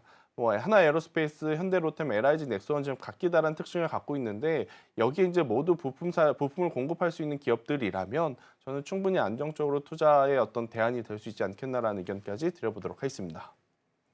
그렇군요. 일단은 방산 쪽 먼저 체크를 해봤고요. 오늘 i3 시스템 같은 경우에는 3.3%대 강세를 보이면서 일단 움직임 체크가 되고 있습니다. 그러면 외국인 쪽에서 담아갔던 대형주 중 하나가 또 네이버여서 AI 소프트웨어 관련해서 질문을 좀 드려보겠습니다. 정책 붙는 게 그다지 좋지는 않다라는 말씀을 좀 주셨는데 사실 이쪽도 정책 모멘텀이 붙어 있습니다. 지금 이재명 전 대표가 AI 투자 100조 시대 연다라는 이야기 등등 여야에서 지금 AI를 키워드를 가지고 다양하게 이야기가 좀 나오고 있는 상황인데 5월까지 이어질 수 있을지 궁금하실 것 같아요. 그리고 만약에 정책 모멘텀이 붙어서 약간은 찝찝한 감정이 있다면 포트 안에서 비중은 어느 정도로 둬야 될까요? 일단 네카오 기준으로 본다면 저는 시간을 두고 투자를 하실 수 있는 분들에게는 포트 하나 정도는 이 둘 중에 하나는 선택을 하셔서 가지고 가는 것도 괜찮다는 생각이 듭니다. 단순히 이제 테마가 붙어서라기보단 이들 기업들이 말도 많고 탈도 많고 굉장히 구설수에 많이 오른 기업이긴 했어요. 하지만 AI 플랫폼 기준으로 본다면 우리나라에 네이버, 카카오 그 외에 누가 있느냐? 거의 없습니다. 그렇기 때문에 자체 디바이스 혹은 이제 자체 데이터베이스를 어떤 발판 삼아서 AI 데이터 센터라든지 AI에 좀 적합한 플랫폼을 가장 선두에 서서 앞장서서 지금 세울 수 있는 기업 기준으로 보면 산업 기준으로 보면이죠. 주가 기준으로 보면 아마 개인 투자자분들 우라통이 터질 겁니다. 그 정도로 이제 속상한 상황이긴 하나 만약 여기서 정책 드라이브까지 걸렸을 때 수급의 회복이 지금 서서히 나타나고 있는 상황이라 장기적으로 보실 수 있는 분들은 이쪽이 맞고 또 이제 앞서 뭐 100조 투자에 대한 이야기가 나와서 좀 추가적으로 이야기를 드려보면 굉장히 많은 기업들이 지금 수혜를 받는 것처럼 보이지만 지금 주식시장에서는 해당 뉴스에 반응하는 쪽은 퓨리오사 AI와 같은 기업들이다라고 좀 볼 수 있을 것 같아요. 퓨리오사 AI가 뭐냐면 엔비디아가 만드는 GPU와 같이 이제 세트로 들어가는 NPU라는 제품을 이제 우리나라에서 설계하는 기업인데 퓨리오사 AI가 지금은 상장되어 있지 않다 보니까 퓨리오사 AI에 투자를 한 창투사 DSC 인베스트먼트와 TS 인베스트먼트가 지금 시장에서 오늘도 여전히 시세를 내고 있고 또 이제 퓨리오사 AI 제품을 통해서 어떻게 보면 사업 영역을 확장이 가능하다라고 할 수 있는 4x4 그리고 펜사 엔터프라이즈와 같은 기업들이 지금 움직이고 있기 때문에 만약 이쪽의 시세가 잠시 주춤되었을 때 네이버, 카카오가 움직이는지 여부를 좀 보실 필요가 있어요. 만약 이들이 주춤할 때 네이버, 카카오가 움직인다면 그때 네이버, 카카오가 단기적으로 한번 또 올라올 수 있는 그런 상황이 될 수 있으니까요. 같은 뉴스에 어떻게 보면 동일한 수혜를 받을 수는 있겠지만 한정적인 자금을 가지고 모두 같이 지금 끌어올릴 수 없는 우리나라 국내 시장의 상황을 염두를 해본다면 이렇게 뉴스 안에서 순환매에 대한 어떤 타이밍도 노려보는 것도 저는 괜찮지 않겠나라는 의견 드리도록 하겠습니다. 네, 퓨리오사 AI 많이 들어보셨을 텐데 일단 관련해서는 비상장사기 때문에 창투사가 연결이 좀 되어 있습니다. 이것과 네카오 사이에서의 순환, 주가 흐름 같이 좀 체크해 보시면 좋지 않을까라는 말씀 좀 주셨습니다. 자, 그럼 이어서 오늘 올라오고 있는 상위 테마들도 함께 체크해 보도록 하겠습니다. 네, 먼저 반도체 자리하고 있는데요. 엔비디아에 이어서 인텔까지 오늘 아침에 들어온 속보 보면은 중국향에 대해서 수출을 좀 통제하는 것으로 확인이 좀 되고 있습니다. 그리고 어제 나왔던 ASML 같은 경우에는 매출 OP 괜찮았지만 수주액 같은 경우에는 예상치를 좀 크게 하회하는 것으로 나타나게 됐고요. 오늘 일정상으로는 TSMC도 실적 발표 예정되어 있어서 분위기를 바꿔줄지는 조금 더 보셔야 될 것 같습니다. 두 번째 열어보겠습니다. 두 번째는 화장품, 피부, 미용, 의료기기 쪽 자리하고 있고요. 어제도 화장품 시세가 괜찮았습니다. 특히나 VT가 좀 강세였는데 1분기 화장품 수출액이 26억 달러 정도 되면서 역대 최대를 기록하고 있다라고 합니다. 숫자는 잘 찍히고 있고 관세가 매겨진다 하더라도 이걸 좀 극복할 수 있는 여력도 충분히 있는 것으로 파악되면서 긍정적으로 평가가 좀 되고 있습니다. 자, 마지막도 열어보겠습니다. 마지막은 K콘텐츠입니다. 자, 큰 틀에서 봤을 때는 이제 민주당 쪽에서 K컬처를 전략 산업으로 지정하면서 세제 지원을 혜택을 주겠다라는 이야기도 있었고요. 오늘 개장하고 나서는 확인하셨겠지만 웹툰 관련주들 시세가 좀 괜찮습니다. 아무래도 내일 일정인데요. 이재명 전 대표가 대구 웹툰 도서관을 방문할 예정이라고 합니다. 이 부분도 같이 좀 영향을 끼치고 있지 않을까 싶습니다. 일단 세 가지 테마를 먼저 열어봤는데 본부장님 이번에는 먼저 어느 쪽부터 좀 들여다보면 좋을까요? 일단 앞서서 필요사 AI 테마를 이야기했으니까요. 그러니까 K 컨텐츠 이야기부터 좀 드려보면 굉장히 많은 기업들이 지금 움직임을 보였다가 음봉 전환이 된 상황, 혹은 이제 상승분을 일정 부분 이제 되돌리는 모습들이 나오긴 하지만 저는 이쪽에 대해서 관심도는 좀 높여 가셔야 될 필요가 있어요. 아니 불과 며칠 전만 하더라도 미국의 넷플릭스는 뭐 2030년 되면 1조 달러 목표라고 나왔고 실제로 계속 우상향을 하고 있는데 도대체 왜 우리나라 콘텐츠 제작 관련주들은 왜 이렇게 못 가나라고 많이들 좀 고민을 하실 것 같아요. 그래서 이제 그 차이점을 좀 설명을 드려보면 어느 순간부터 넷플릭스가 전체적인 이 콘텐츠에 대한 IP를 가져가기 시작을 했습니다. 대신에 제작비를 우리나라 제작사들이 내줄 수 없을 만큼 확실하게 대주죠. 아마 여러분들 뉴스 많이 보셨을 것 같아요. 회당 출연료가 과거보다 뭐 10배 올랐다, 뭐 수십 배 올랐다. 그것도 다 넷플릭스가 IP를 가져가는 대신에 제작비를 대줬기 때문이다라고 좀 보시면 될 것 같거든요. 근데 왜 그 IP를 그렇게 목숨 걸고 가져가느냐? 하나의 작품이 굉장히 크게 흥행을 하게 되면 2차, 3차 산업으로 이제 이어져요. 뭐 예를 들어서 그걸 가지고 캐릭터 상품을 만든다거나 아니면 그 기반을 가지고 게임을 만들다거나 혹은 영화를 만든다거나 그러면 그 IP 기준은 IP의 주인은 계속해서 수입을 좀 만들어낼 수 있는 상황이거든요. 그러다 보니 IP의 어떤 기준점을 뺏긴 우리나라 컨텐츠 관련 기업들이 사실 주가가 오르지 못했던 상황. 그런데 이제 이 뉴스를 통해서 오랜만에 이제 컨텐츠 제작 관련주들이 오르는데 공교롭게도 애니메이션 쪽에 조금 더 특화되어 있는 기업들이 유리한 것 같아요. 뭐 스튜디오 미르 같은 경우에는 또 신비 아파트라고 하는 애니메이션이 있고 또 DNC 미디어 같은 경우에는 뭐 나 혼자만 레벨업과 같은 작품들이 있고 이러한 상황이다 보니까 이런 부분을 좀 잘 고르셔야 될 것 같은데 저는 우선 테마의 어떤 변동성 기준으로 보면 와이랩이라고 하는 기업이 일단은 대장주인 것 같아요. 와이랩 같은 경우에는 뭐 지금 우리 학교는이라든지 최근에 이제 OTT에 방영됐었던 인기리의 작품들을 많이 제작을 했었던 상황이 있고 또 광고 컨텐츠를 통한 이제 매출 구조를 좀 잡고 있는 상황이라서 와이랩을 보시는 것도 좋을 것 같고요. 또 이제 굉장히 시가총액이 작은 기업들이 적은 섹터임에도 불구하고 DNC 미디어만큼은 좀 탄탄한 시총을 가지고 있기 때문에 만약에 후발주자로 보신다면 이제 DNC 미디어로 보시는 것도 괜찮다. 그리고 이제 여기에 앞서 언급드렸던 이제 스튜디오 미르도 굉장히 좋은 애니메이션 쌈지엔터를 보시면 될 것 같습니다. 물론 이제 그 핑 시리즈 대비해서는 그렇게까지 지금 글로벌적인 호응을 얻지 못했지만 그래도 우리나라 애니메이션 같은 경우에는 충분히 관심을 좀 받고 있는 상황이라 이런 기업들은 저는 만약 오늘 조정이 나온다면 그 조정을 이용해봐도 괜찮지 않겠나라는 의견 드리겠습니다.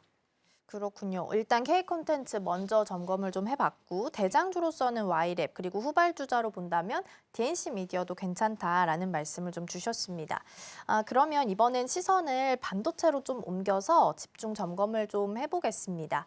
앞서서 말씀드린 것처럼 오늘 아침에 중국향 수출 통제 인텔까지 지금 포함이 됐고요. ASML은 수주가 예상치를 하회하는 것으로 나왔습니다. 오늘 기사 보니까 한국도 중국이 이제 자체 반도체를 계속 사용하다 보니까 대중국 이제 수출 부분도 수주액도 최저치를 기록을 했다라고 합니다.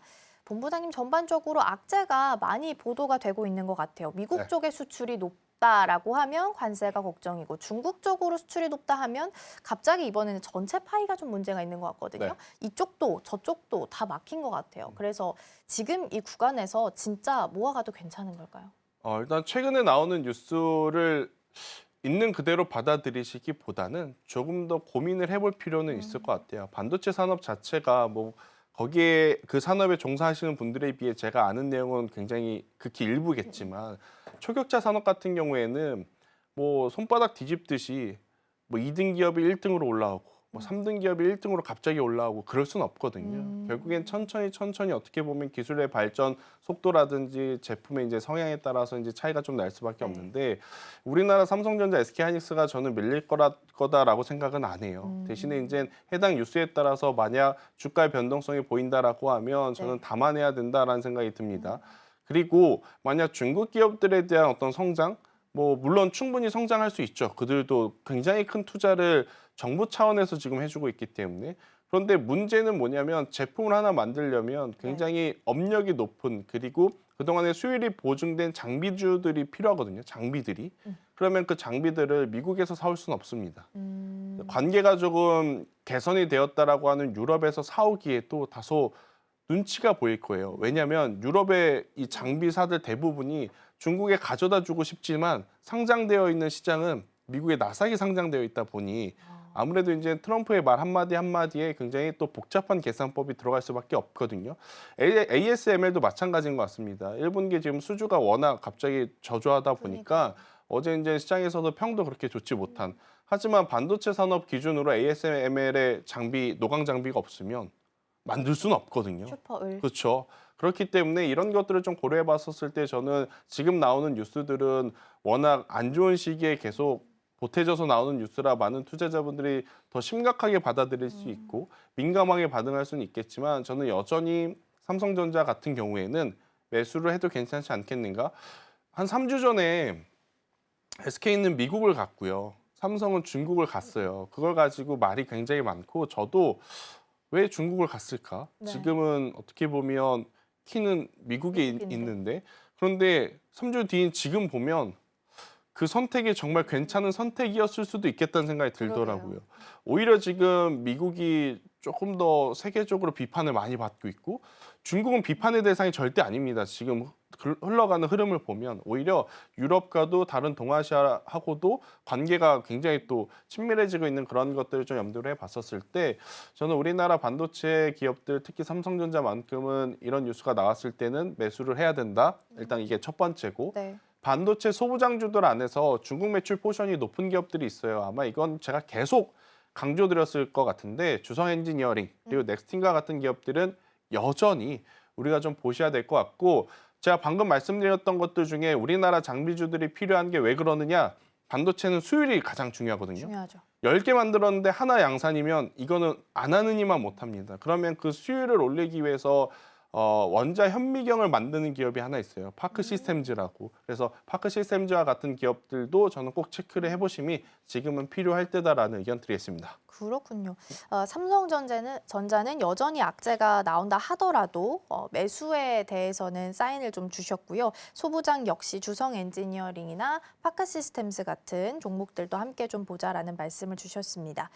그리고 요거는 조금 더 뉴스 체크를 해봐야 되긴 합니다만 이제 중국 쪽에서 화웨이가 네. 아센다 910C가 곧 출시될 예정인데 이게 엔비디아의 GB200이랑 거의 성능이 비슷하다라는 기사가 보도가 됐어요. 물론 체크는 해봐야겠지만 그래서 만약에 이게 진짜 맞다면 그 우리 설 연휴 때 딥시크 사태가 있었잖아요. 제2의 딥시크 사태가 벌어지는 거 아닐까라는 생각도 들어서 어떻게 좀 보세요?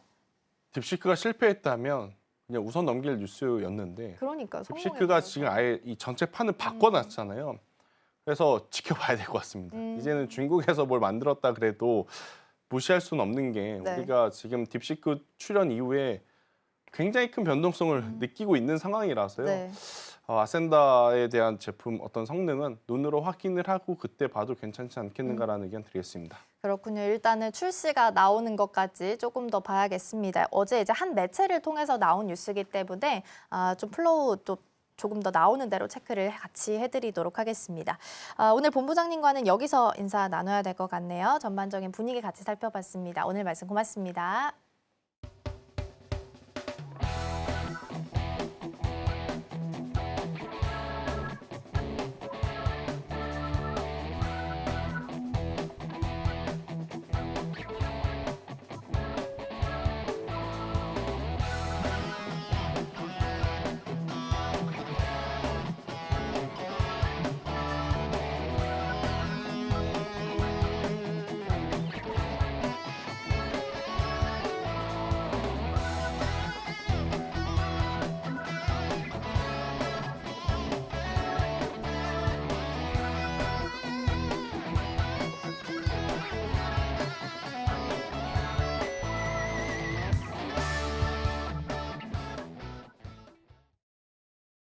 네, 어제 뉴욕 증시 빠진 거에 대비해서는 그래도 우리 시장 잘 버텨주고 있습니다. 코스피보다는 코스닥에서 조금 더 회복 탄력성이 나타나고 있는 상황이고요. 선물 쪽에서는 일단 플러스권 찍혀 있긴 합니다만 이 매수 규모가 개장 때보다는 소폭 줄어 있는 것으로 확인되고 있습니다.